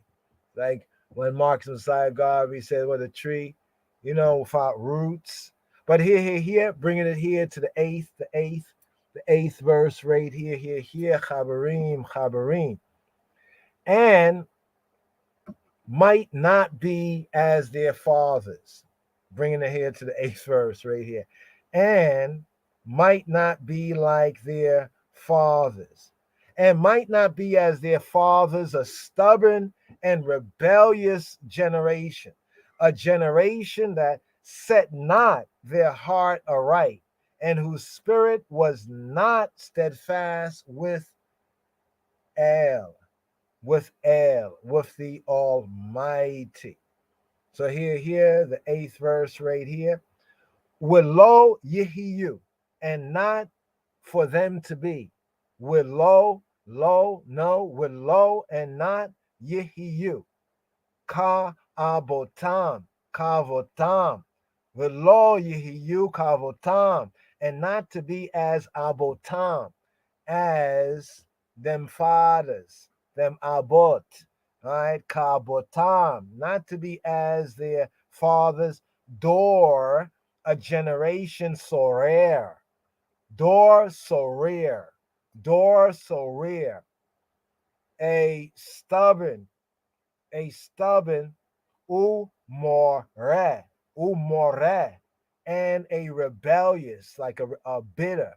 This word more can also mean like bitter. But what we said was saying about Moshe, when Moshe was saying to the people, ye rebels, in the Hebrew sense, to rebel also links with the Hebrew word for like bitterness. So is bitterness a rebellion? But here, with lo yehiyu, and not for them to be kabotam as their patriarchs, dor sorir, sorir, a stubborn door generation, u more, and a bitter, a rebellious door, a rebellious generation. Lo hakim, lo hakim, not rightly set. Lo hakim libo, not rightly set his heart or its heart, that generation. Lo hakim libo, not rightly set with lo ne emna. Lo, not neemna, neemna, and not faithful. Neemna, not faithful, not trustworthy in a sense, but not faithful et el, el, to the Almighty, Rucho, to the Almighty, Rucho, His Spirit. Now, the translated sense is a generation that set not their heart aright, whose spirit, Rucho, His Spirit, would lo neemna et el, not faithful, not steadfast. You see where it has in some translations steadfast, the word steadfast, the root is aman, aman, aman, H539, aman, to support, to confirm, to be faithful. The root idea of what we call faith, some people say, has to do with support, right? Aman, to support, to be faithful, to uphold, to nourish. The sense of it is to force the father, to Aman, to force the mother, to Aman, to nurse, to Aman. Pillars are called Aman. Supporters of the door are Aman. As a verb, it means to like be faithful, to be firm, right? To be faithful, to be firm, to stand firm, to trust, to be trustworthy, to be certain. In a religious sense, it comes down to what ones will say that, like amen, like to believe in, to stand firm, to trust, believe, as we say, right? Trust and believe, trust and believe. So here, the neemna come from the aman, and aman, the H539. That's why I say we really don't have a word for like religion in that sense. You know what I mean? And when people say believe, that's like just one kind of like aspect of a fuller meaning. And the root idea of Aman in the word for faith, Hebraically and Afro-Shemitically, means to build up, to support. It has a sense of to foster as a parent or nurse. Figuratively, in the figure of speech, that's kind of like more directly in the primitive sense. The figure of speech is to render firm or faithful, right? The sense of to trust, or as ones will say, to believe, to be permanent, the sense of quiet. In a moral sense, is to be true, to be certain, right? And there's a kind of a link with Yaman, Yemen, and like the sense of right hand, the sense of at the right hand. But be that as it may, the word steadfast, right, is in the Hebrew here, as he brought out, it says, with lo and not Ne'emna. Ne'emna. And Ne'emna comes from Aman as a root, and not Ne'emna, and not firm, not steadfast, not true. Et el, with El, with the Almighty, Rucho, His Spirit. When it says His Spirit, it's speaking of the generation.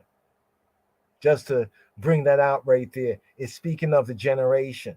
So stubborn and rebellious. Let's just zoom in on some keywords here before we seal up this opening groundation here to today's daily psalm, Psalm 78, right? Stubborn and rebellious, right? We have sorer u more, sorer u more. A stubborn sorer. Sorer comes from sarar. Sarar means to rebel, to be stubborn, to be refractory, right? But sorer, in the sense of sarar, its root means to turn away, right? Morally is to be refractory, right? Like backsliding. This word sometimes brought out as backsliding, even translated as rebellious, but more the true sense of this here is like to be stubborn, right? And more. What's at the root of more? More, translated as rebellious, comes from the H4784, Mara. In fact, in the narrative of Ruth, when Naomi means to be like pleasant, but she said, like, don't call me Naomi no more. She speaks about the bitterness of the loss of her husband and her sons, and she uses this sense right here that can mean like to be bitter. But Mara, we have Mara. Mara is to be contentious, rebellious, refractory, be disobedient. It sounds similar, but let's get to the root. When we get to the root, strong concordance, the primitive root is to be or to make bitter, to make unpleasant. In a figurative sense, Mara, at the root of more in the rebellious generation, moredor, right? The figurative sense is to rebel. The idea is to resist. In a causative sense, to provoke, right? A passive sense, resist. A causative sense, to provoke. Often translated as bitter, right? Disobedient, disobey, grievous, provocation. There we got that root right there. But the idea, the adjectives are taken from the Torah. The adjectives here in this 8th verse, the chet verse, the 8th verse, is taken from HaTorah. In Deuteronomy 21:18, it reads, the stubborn and rebellious son, the sorer u more son, sorer u more son, sorer u more, stubborn and rebellious son that will not hearken to the voice of his father or the voice of his mother, and though they chasten him, right, though they seek to discipline him, right, will not hearken to them. So a parallel right here is drawn between such a perverse child within the Deuteronomy, Devarim, Deuteronomy 21:18 sense, and a perverse generation of Israelites disobedient to Avinu Sheba Shemayim, to our Heavenly Father, to the Heavenly Father. They set not their heart, notice it says, they set not their heart aright. Lo hakin libo. Lo hakin libo. They set not their libo, their heart aright, but allowed it to stray after OPP, right? Deities, gods, religions, ideologies, worship, and practices, other people's so-called spirituality, right? Not steadfast. Neemna. Another way of saying it, not faithful. Not faithful. Easily seduced. They were easily seduced from the ways of Yahweh Eloheinu, I Elohim. So this right here, a groundation on today's daily psalm, first 8 verses. It kind of sets up the full of today's daily psalm. Let's just look at this right here. How many verses we have in today's daily psalm? 72 verses. But this here, if one can receive it and follow up on their studies, is a groundation to what follows in today's daily psalm. In fact, in verses 9 to 16, what do we have? We have what happened in Mitzrayim, in the Tawi, the 2 lands that they call ancient Egypt. In verses 17 to 31, what do we have? Yisrael, Israel's murmuring for food and drink. As we move forward in verses where we had 32 to 39, still the lesson in verses 32 to 39, still the lesson was not learned. After all, this is a history lesson of Yisrael. Verses 40 to 55, past mercies was recalled. Past mercies are recalled. Verses 40 to 55. Here, verses 56 to 64, revolt and punishment continue. Verses 56 to 64, verses 65 to 66, Elohim pities his erring and erroneous people. Yah pities his erring people. Verses 67 to 69, the choice of Zion for the temple, the choice of Zion, of Zion, and we would say even the African Zion for the temple. And here, verses 70 to 72, the choice of Dawid, of David as Melech, the choice of David as king. Here, today's daily psalm right here, Psalm 79. Let's just hear a plain read here from KJV. Shema Yisrael. Psalm 78. Here. Today's daily Give psalm. ear, O my people, to my law. Incline your ears to the words of my mouth. I will open my mouth in a parable. I will utter dark sayings of old, which we have heard and known, and our fathers have told us. We will not hide them from their children, showing to the generation to come the praises of the Lord and his strength and his wonderful works that he hath done. For he established a testimony in Jacob, and appointed a law in Israel, which he commanded our fathers, that they should make them known to their children, that the generation to come might know them, even the children which should be born, who should arise and declare them to their children, that they might set their hope in God, and not forget the works of God, but keep his commandments, and might not be as their fathers, a stubborn and rebellious generation, a generation that set not their heart aright, and whose spirit was not steadfast with God. The children of Ephraim, being armed and carrying bows, turned back in the day of battle. They kept not the covenant of God, and refused to walk in his law, and forget his works and his wonders that he had showed them. Marvelous things did he in the sight of their fathers, in the land of Egypt, in the field of Zoan. He divided the sea, and caused them to pass through, and he made the waters to stand as an heap.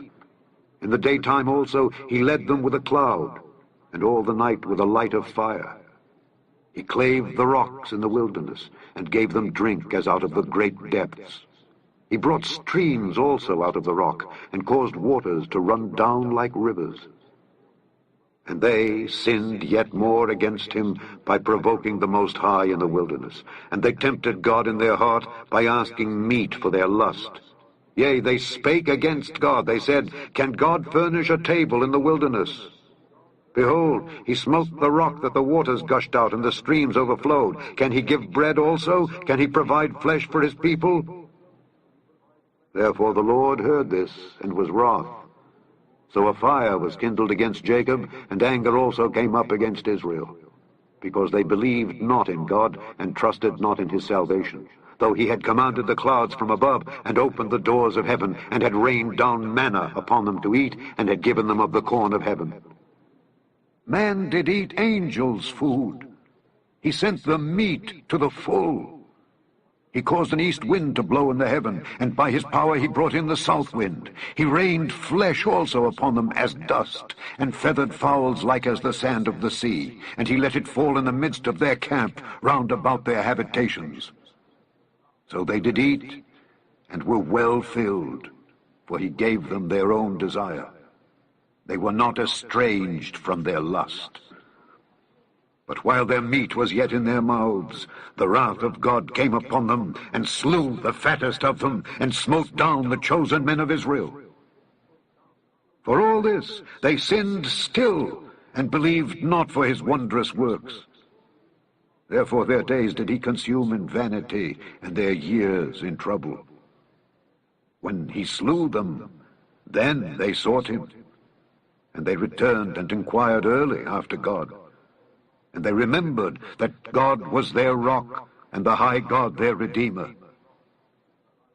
Nevertheless, they did flatter him with their mouth, and they lied unto him with their tongues. For their heart was not right with him, neither were they steadfast in his covenant. But he, being full of compassion, forgave their iniquity, and destroyed them not. Yea, many a time turned he his anger away, and did not stir up all his wrath, for he remembered that they were but flesh, a wind that passeth away, and cometh not again. How oft did they provoke him in the wilderness, and grieve him in the desert? Yea, they turned back and tempted God, and limited the Holy One of Israel. They remembered not his hand, nor the day when he delivered them from the enemy, how he had wrought his signs in Egypt, and his wonders in the field of Zoan, and had turned their rivers into blood, and their floods that they could not drink. He sent divers sorts of flies among them, which devoured them, and frogs which destroyed them. He gave also their increase unto the caterpillar, and their labor unto the locust. He destroyed their vines with hail, and their sycamore trees with frost. He gave up their cattle also to the hail, and their flocks to hot thunderbolts. He cast upon them the fierceness of his anger, wrath, and indignation, and trouble, by sending evil angels among them. He made a way to his anger. He spared not their soul from death, but gave their life over to the pestilence, and smote all the firstborn in Egypt, the chief of their strength in the tabernacles of Ham, but made his own people to go forth like sheep, and guided them in the wilderness like a flock. And he led them on safely, so that they feared not, but the sea overwhelmed their enemies. And he brought them to the border of his sanctuary, even to this mountain, which his right hand had purchased. He cast out the heathen also before them, and divided them in inheritance by line, and made the tribes of Israel to dwell in their tents. Yet they tempted and provoked the Most High God, and kept not his testimonies, but turned back and dealt unfaithfully, like their fathers. They were turned aside like a deceitful bow, for they provoked him to anger with their high places, and moved him to jealousy with their graven images. When God heard this, he was wroth, and greatly abhorred Israel, so that he forsook the tabernacle of Shiloh, the tent which he placed among men, and delivered his strength into captivity, and his glory into the enemy's hand. He gave his people over also unto the sword, and was wroth with his inheritance. The fire consumed their young men, and their maidens were not given to marriage. Their priests fell by the sword, and their widows made no lamentation. Then the Lord awaked as one out of sleep, and like a mighty man that shouteth by reason of wine, and he smote his enemies in the hinder parts. He put them to a perpetual reproach. Moreover, he refused the tabernacle of Joseph, and chose not the tribe of Ephraim, but chose the tribe of Judah, the Mount Zion which he loved. And he built his sanctuary like high palaces, like the earth which he hath established forever. He chose David also his servant, and took him from the sheepfolds. From following the ewes great with young, he brought him to feed Jacob his people and Israel his inheritance. So he fed them according to the integrity of his heart and guided them by the skillfulness of his hands.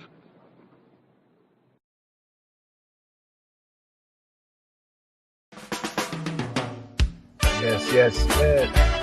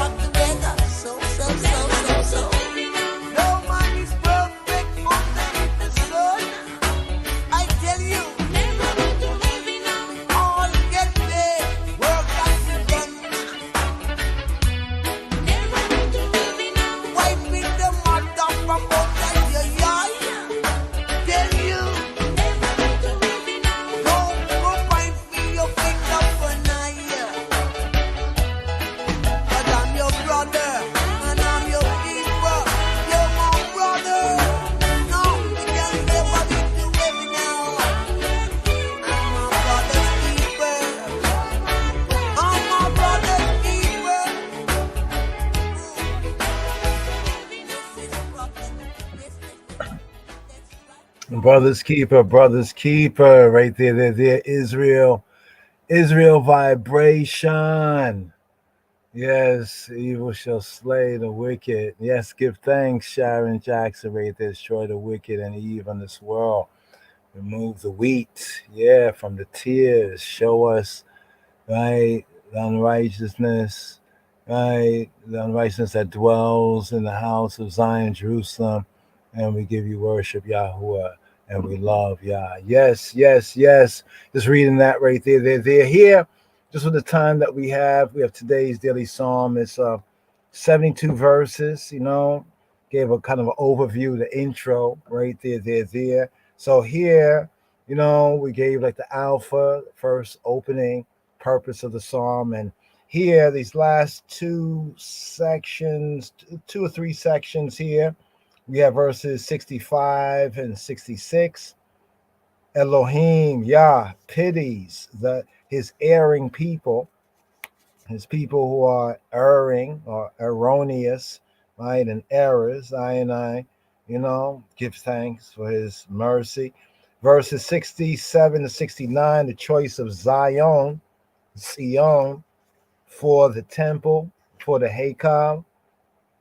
And then we have verses 70 to 72, the choice of David as Melech, as king, as Negus, even Negus and Negas. So here, let's pick up right here with verse 65.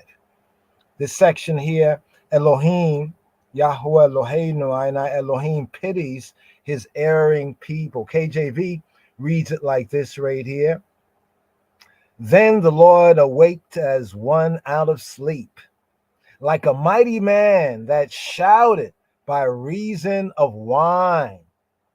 Wayikatza kuyashin Adonai. Wayikatza kuyashin Adonai. Then Adonai awoke as one from sleep. And he awoke from sleep. Adonai. Wayikatza kuyashin Adonai, kagibor, and like a gibor, like a mighty man, mita ronain, that shouts, mita ronain, miyayin, shouts from wine, shouts by reason of wine. Some translators, shouts from wine, from the effects of wine. Very interesting verse right here. Psalm 78, Mizmor Ein Chet. Psalm 78 here at verse 65. Then Adonai awaked as one asleep. Wayikatz yashain, from yashain from sleep. Adonai, like a mighty man, gibor, like a gibor, mita ronain. Here they have shout, mita ronain from Ranan. Ranan can mean like to overcome, to be overcome, to cry out, to shout for joy, or to give a ringing cry, right? It's an interesting sense right here, to cause to ring, to cause to sing, like to emit a stridulous sound. The sense of it is like to shout, usually mita ronain from Ranan, usually for joy, aloud for joy, to cry out, to call out.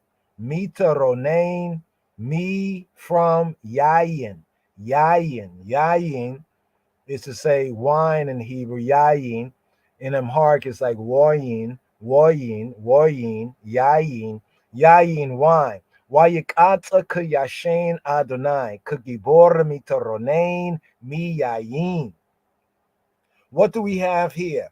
As one asleep, right? As one asleep, kuyashin, as one asleep. We have in Psalm 44:24.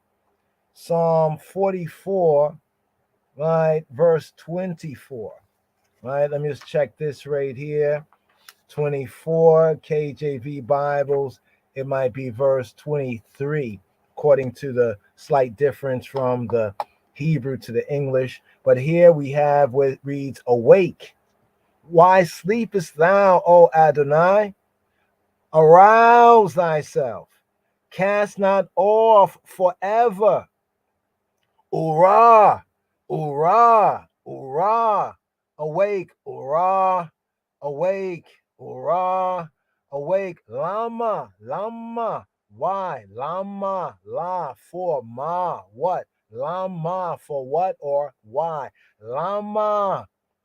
Tishan Adonai. Lama Tishan Adonai. Lama Tishan Adonai. Lama, why Tishan? Speaking directly to Adonai, to the Lord. Why? Why sleepest thou, Adonai? Ora, ora. Rouse yourself. Wake yourself. Ora. Lama Tishan Adonai. Hakitza. Hakitza, hakitza, like stir yourself up or arouse yourself up, stir yourself up. Al tiznach, la netzach, al tiznach, not to cast off, la netzach, forever. Here in Psalm 44, like today's daily psalm, we have this sense of why sleepest thou? Now, here in Psalm 44, around about verse 23, 24, is directly speaking to Adonai. Ora, lama tishan Adonai. Why sleepest thou? Tishan Adonai. Why sleepest thou? An exclamation uttered in panic. In a calmer moment, a psalm testified, he that keepeth Yisrael doth neither slumber nor sleep. We have Psalm 121, right? 121, round about the 4th verse. It has been well remarked that the Psalter, the book of Psalms, was meant to be the record of all moods. We can say of all moods and attitudes. Some say that the Psalter, the book of Psalms, even the Sefer Tehillim, right, was meant to be the record of all the moods. And herein lay its supreme and eternal value. So we have in Psalm 44, verse 23, verse 24, Ora, lama tishan Adonai, hakitzah, ala tiznach, la netzach. Awake, Ora, awake, Ora. Why sleepest thou? Here. We have this right here in today's daily psalm.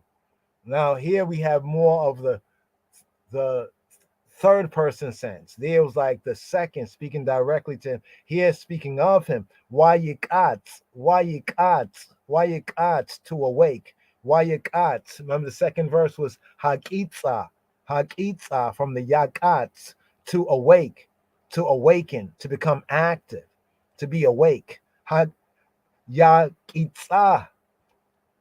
Why yikatz here? Why yikatz? Why and yikatz? And he awake, could yashain, from sleep, Adonai. So during the period of national distress, Yahweh Eloheinu, Aina Elohim, had seemed to be passive.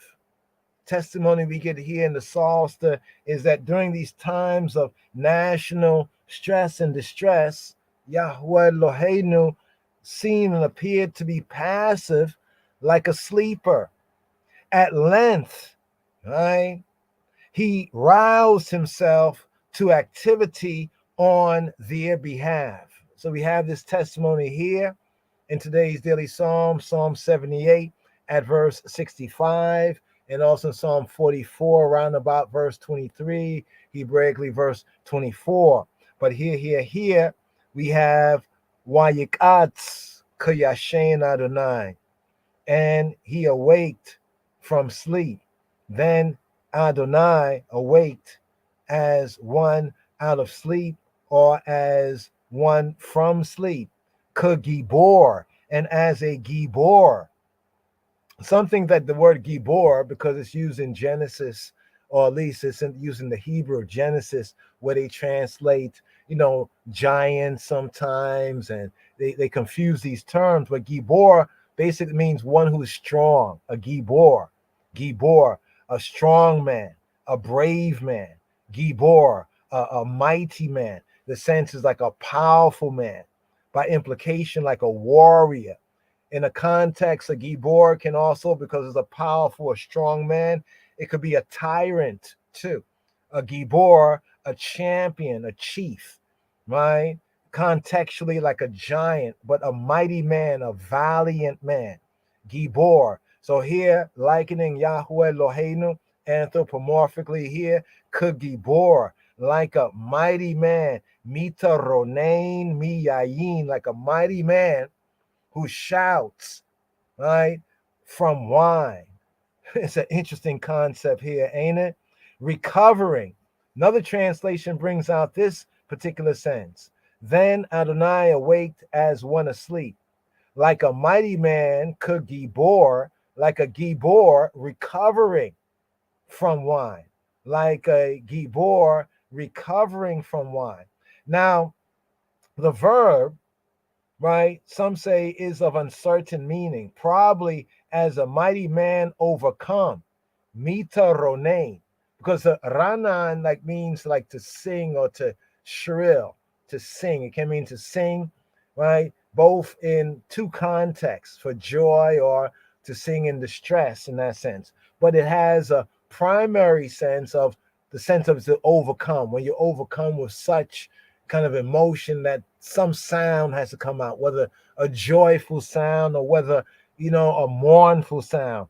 So Hebraically, this would more better bring out the sense, right? Kugibor mita ronain miyayin, like a gibor, a mighty man, a strong man, recovering, right, from wine, or as a man overcome by wine, awakes, so he awaked. The sense is awakes, so he awakes. So we will favor more the translation from the Hebrew as a mighty man overcome by wine, right? Kugibor mita ronain miyayin.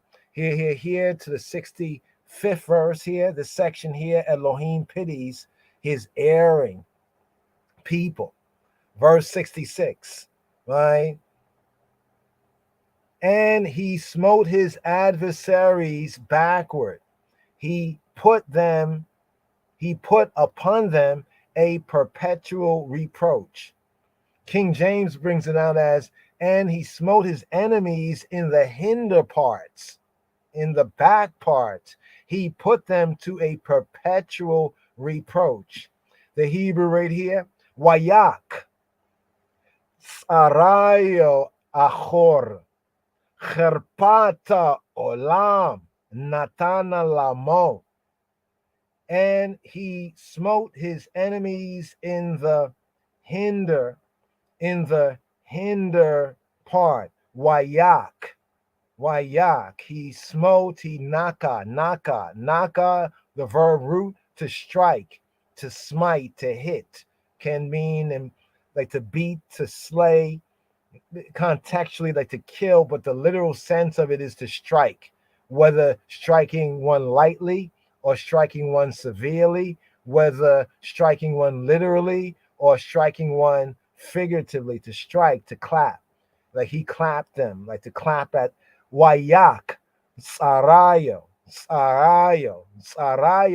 from the Hebrew sar. What is sar? Sar in Hebrew means like narrow, tightness, straits, like distress. But sar can also be an adversary, a foe, an enemy, oppressor, someone or something that puts you in like a tight, a constricted situation. Sarayo, Wayaka Sarayo, and he hit, he smacked, he struck his enemies. Ahor is the hinder part. Ahor is like the back part. You remember when we say the acheron earlier, the door acheron. Some translate it as a generation to come. right? But Hebraically, the Hebraic sense of it can also be like the last generation, or the generation that follows behind. But here he strikes his enemies, it's translated in KJV, the backside, the rear, or he strikes them backward. From the Hebraic sense, he hit his adversaries backward. Like you hit somebody and they fall back. Wayaka Sarayo Ahor, right?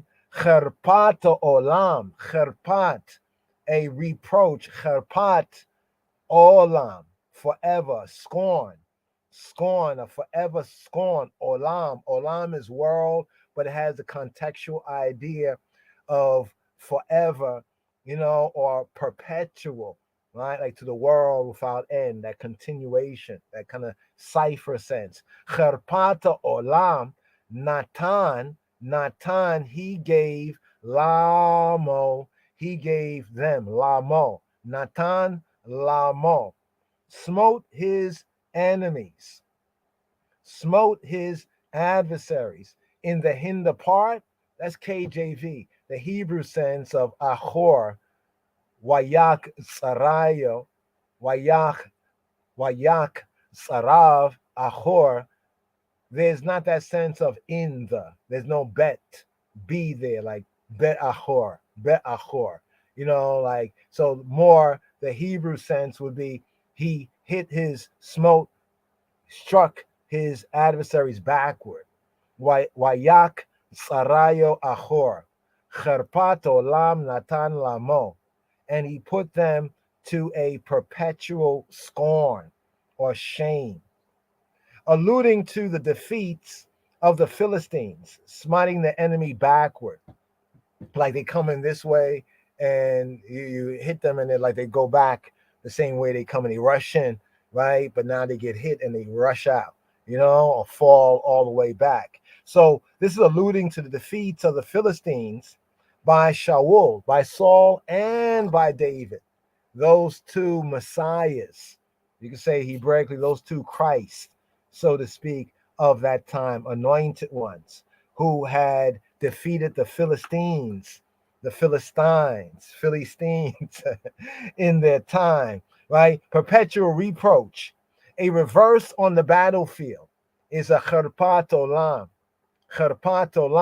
a perpetual scorn, right? A reverse on the battlefield from that they never, ever recovered, right there. So these two verses here, verses 65 and 66, showing how Yahweh Eloheinu pitied his erring people. Here to the next section here, Lukubatalwa here, sealing up today's daily song, we have verses 67 to 69.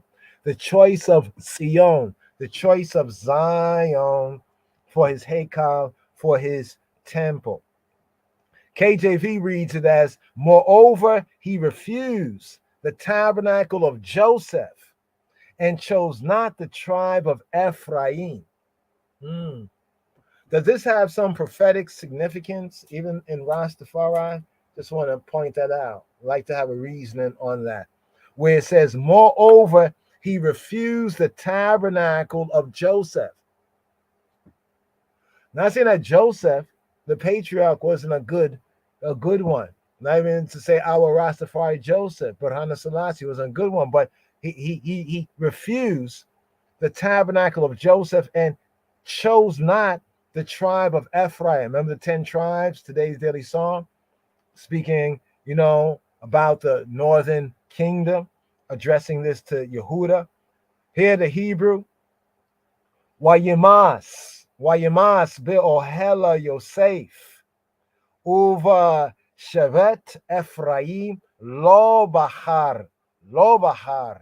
He rejected, more forcibly, he abhorred. Wayimas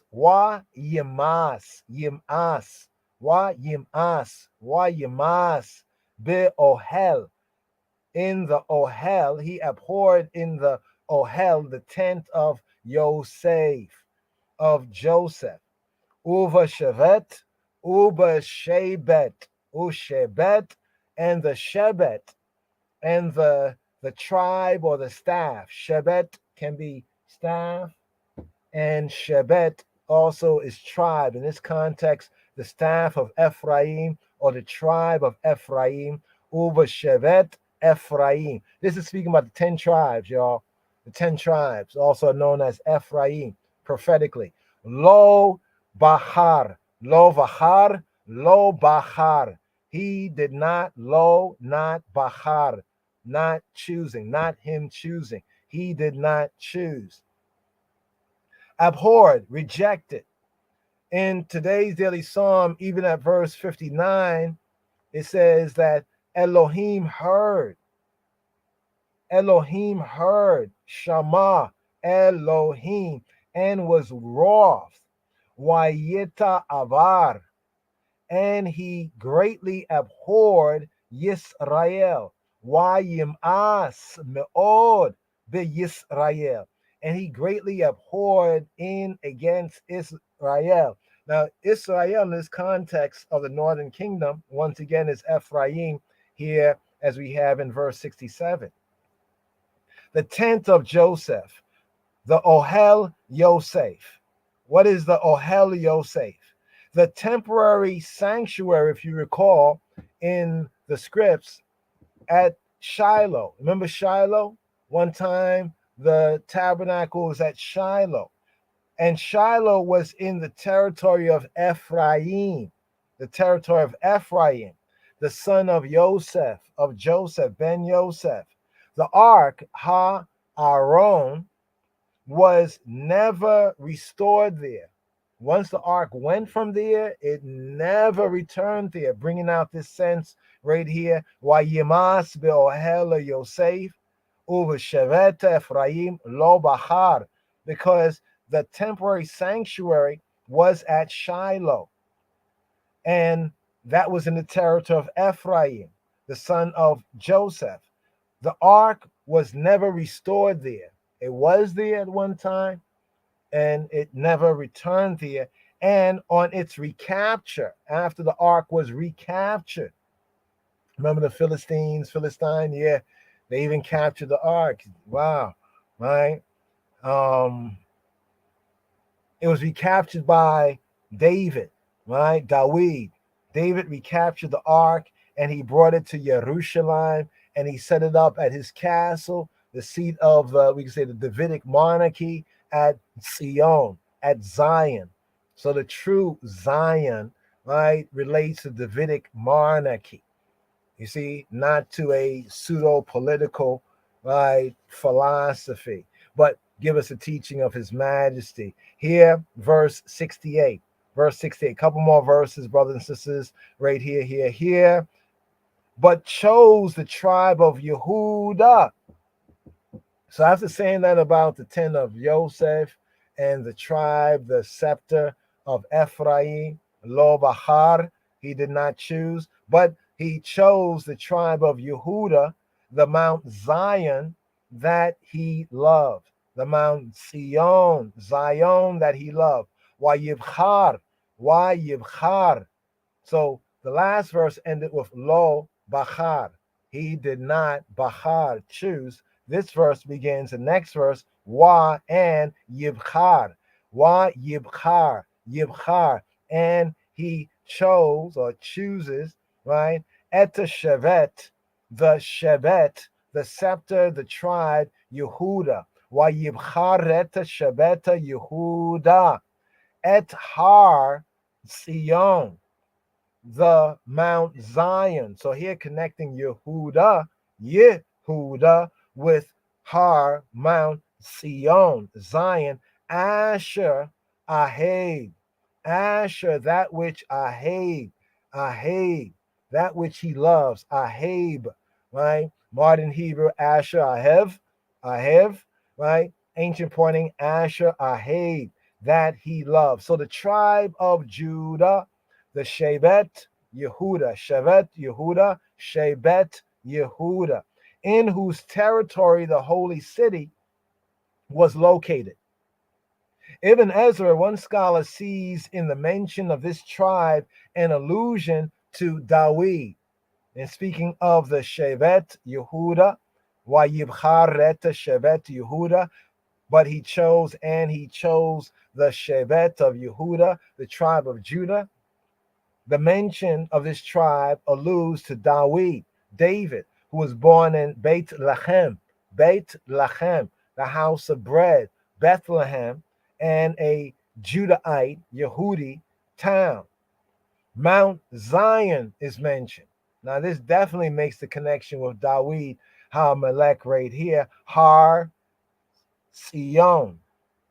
Here, this also, some say, denotes Jerusalem, because geographically, it's beautiful how the relation of Zion to Jerusalem, but by relating to one often is alluding to the other, Zion and Jerusalem. For its selection, you can go to Psalm 68, round about verse 16, verse 17, Chabarim. Here to verse 69 right here. And he built his sanctuary like high palaces. The word palaces is not there in the Hebrew, so let's just read it without the italics. And he built his sanctuary like high, like the earth that he hath established forever, or the earth that he hath founded forever. Wayeben Komo Ramim Mikadasho Ke Eretza Yesada Leolam. Wayeben.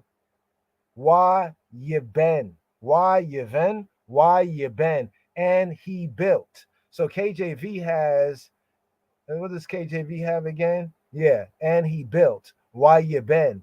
And he built Kamo as the Ramim. What is the Ramim? The Ramim, the heights. And he built, right, like the heights, Mikdasho, his Mikdash, his holy place, his Mikdasho, his holy place, Mikdasho. Wayeben Komo Ramim. And he built like the heights, Ramim, Ram, like the Ramim.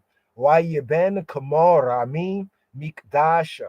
And he built his Mikdash, his holy place, like the heights. Ke Eretz, like the earth. Ke Eretz. So it says Komo Ramim, like the heights, Mikdasho, his holy place. Ke Eretz, like the earth. Yesada, that he hath founded. Le'olam, to time indefinite. Or one might say forever in that sense, to time indefinite, le'olam. Wayeben Komo Ramim Mikdasho, Ke'eretz Yesada le'olam. Heights and earth. The Ramim in the Hebrew, heights and earth. So if you look at the KJV, it says high and then it says palaces, but palaces in the KJV is italicized. That word is not there. So a more correct translation, and he built his sanctuary, his holy place, Mikdasho, like the heights, Komo Ramim, like the earth, Ke'eretz, like the earth that he have founded Le'olam, to time indefinite, forever. Heights, Ramim, Eretz, earth. The mountains and the earth represent that is fixed and enduring. The mountains and the earth, what do they represent, Chabarim? That which is fixed and enduring. And so he intended the temple, the Heikal, to be. Ha'el Hailahim is said to have built his sanctuary. Wayeben Mikdasho, building his sanctuary because it was erected in accordance with his will. Here to seal up Psalm 78 here. Seal up Psalm 78. The choice of David, the choice of David as Melech, the choice of David as king right here. So here we have verses 70 to 72, Chabarim. He chose Dawid also, his servant, and took him from the sheepfolds. He chose his servant David. Why Yibchar?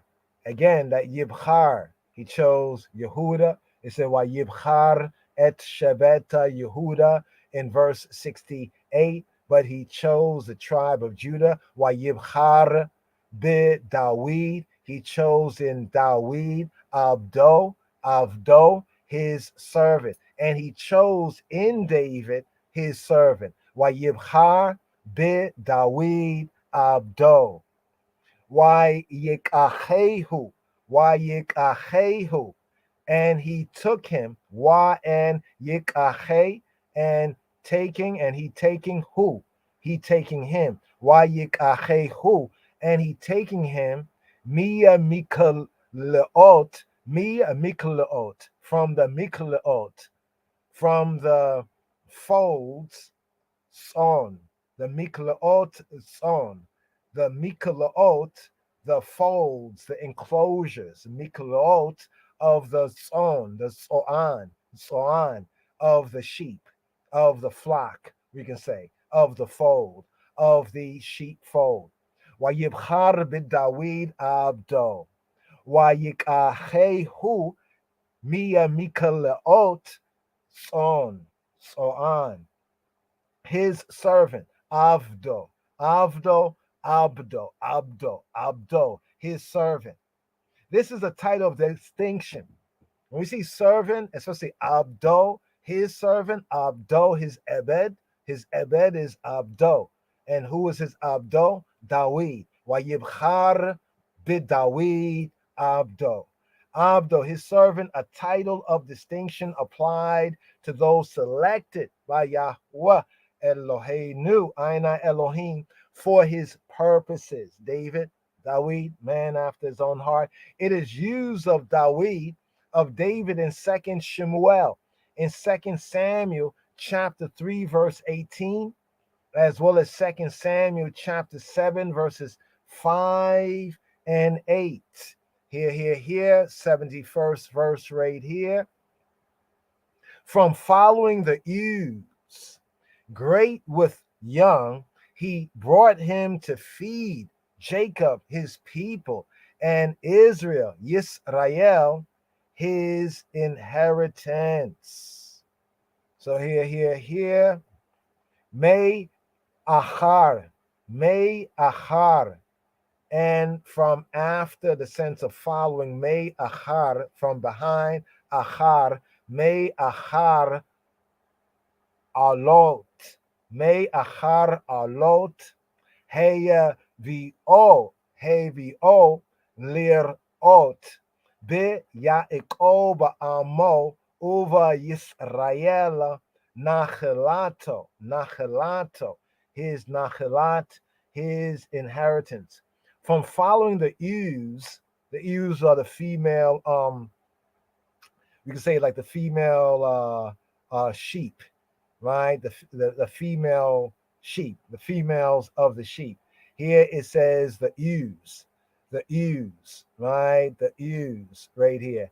It says from following the ewes, or those that are giving suck, the alot, to give suck, may achar alot, hevo, lir ot, shepherding, right?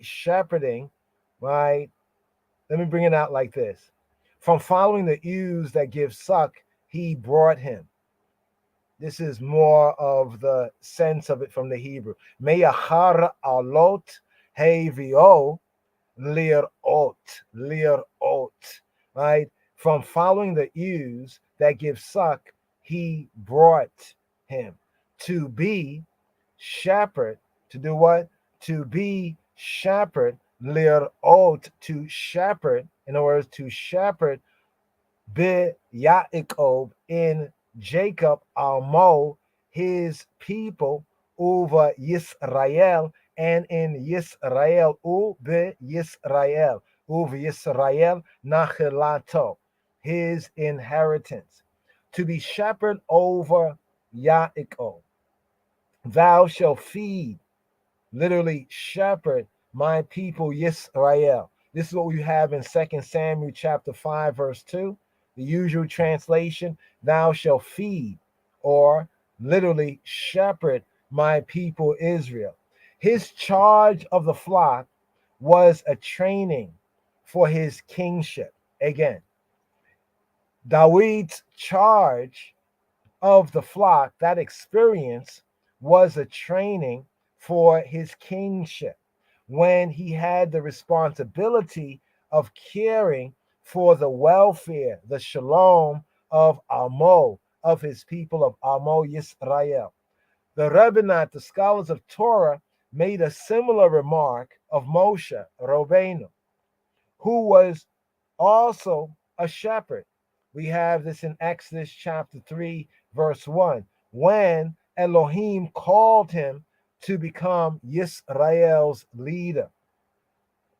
Israel, his inheritance. This, we can connect this with verse 62 in today's daily psalm. He gave his people over to the sword and was wroth with his inheritance. He gave Amo, his people, over to the Chereb, the sword, and was wroth with Nachalato, with his inheritance. Here in verse 72, to be shepherd over Yaakov, Jacob, his people, and Israel, his inheritance. Here, seal up here, we have verse 72. Verse 72, Chabarim, Talmudim. So he fed them. So he shepherded them. Or, so he fed them according to the integrity of his heart and guided them by the skillfulness of his hands. That's a KJV reading. From the Hebrew to English. So he shepherded them according to the integrity of his heart, shepherding them, and led them by the skillfulness of his hands. Vayiraim, and he shepherded them. Vayiraim, he shepherded them. Ketom, levavo, ketom, according to the uprightness, the tom, like the tom, the tamim sense, like the uprightness, unblemishedness, levavo, libabo, of his heart. U bita bunot, and according to the tibunot. Here's an interesting word right here, tibunot, because tibunot from tibun and tibuna usually is like understanding. You know, we say da'at, knowledge, chokmah, wisdom, and bina or tibuna, and understanding. So here where it says by the skillfulness of his hands, by the tibuna, by the understanding, the intelligence of his hands, to say the skillfulness of his hand, or the tabunot, the skillfulness. Let me bring that out. It's not even the singular. It's like in the plural sense. So it's like the skill of skill, right? The understanding of understandings. Or the tabunot, or the tabunot, kapayo, his palms, kapayo, Yanchain, he led them. Uvitavunot, kapayo, by the understanding of his palms. It actually brings out the palms of the hand. It's very interesting. The open hand, the fist, the closed, the open. Here, by the understandings, to bring out the sense and translate to the skillfulnesses. Uvi tabunot, and in the tabunot, kapayo, of his palms, yan chain, he led them. the integrity of his heart. Katom lebabo. Katom levavo, integrity of his heart. As Dawid, thy father, walked in the integrity of heart. We find this in 1 Kings chapter 9, verse 4. And often other kings are compared in this context with Dawid concerning David, thy father. How David, as David, thy father, walked. Walk as David, thy father, walked. How? In the integrity of his heart. Katom lebabo. Skillfulness, literally, as we said, tibunot, the understandings. He acted with discernment, right, in various ways. And the whole idea of the palms, the hands, even with that prayer, that devotion, he shepherded them with a devoted heart and led them with skillful hands, with skillful direction. Yes, I, Rastafari, here, the full, the last 3 sections of today's daily psalm. And just to seal up right here, hear this, the plain read, KJV. Then the Lord awaked as one out of sleep, and like a mighty man that shouteth by reason of wine. And he smote his enemies in the hinder parts. He put them to a perpetual reproach. Moreover, he refused the tabernacle of Joseph, and chose not the tribe of Ephraim, but chose the tribe of Judah, the Mount Zion, which he loved. And he built his sanctuary like high palaces, like the earth which he hath established forever. He chose David also his servant, and took him from the sheepfolds. From following the ewes great with young, he brought him to feed Jacob his people, and Israel his inheritance. So he fed them according to the integrity of his heart, and guided them by the skillfulness of his hands, of his hands, of his hands, of his hands, of his hands.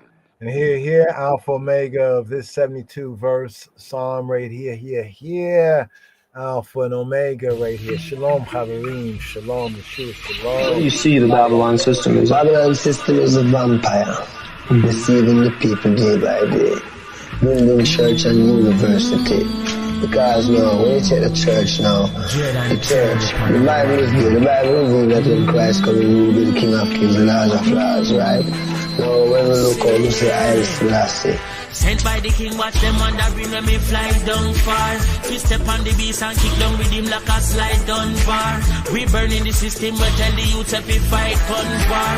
Uplifting me sister, tell us Selassie, I love Tsar, Kilo Wally. Babylon the system falling, but this is just the beginning. Beginning of the grand finale. Finale because eventually we get the cause. We stand up tall and we gang up cause united. We stand divided, we fall and we love. Whoa, oh, walk with the Prince of Peace, Selassie are the leader. Praises be to the kings of kings, Alpha and Omega. Oh, Selassie are the leader. Oh, Alpha and Omega. Guiltiness is on their face, and bloodshed on their shoulders.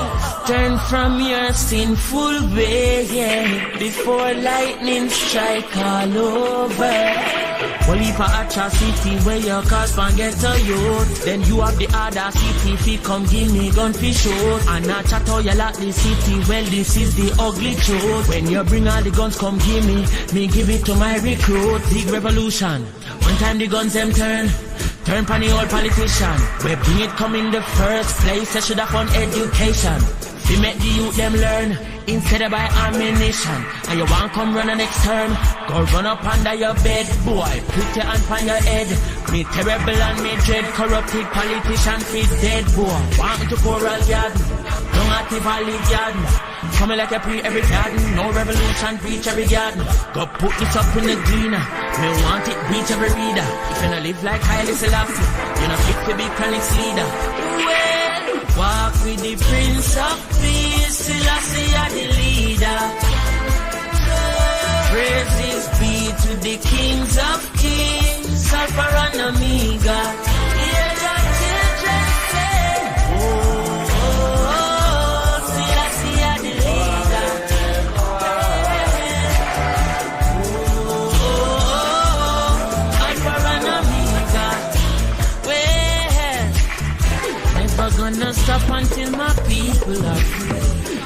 was in the beginning, so shall it be.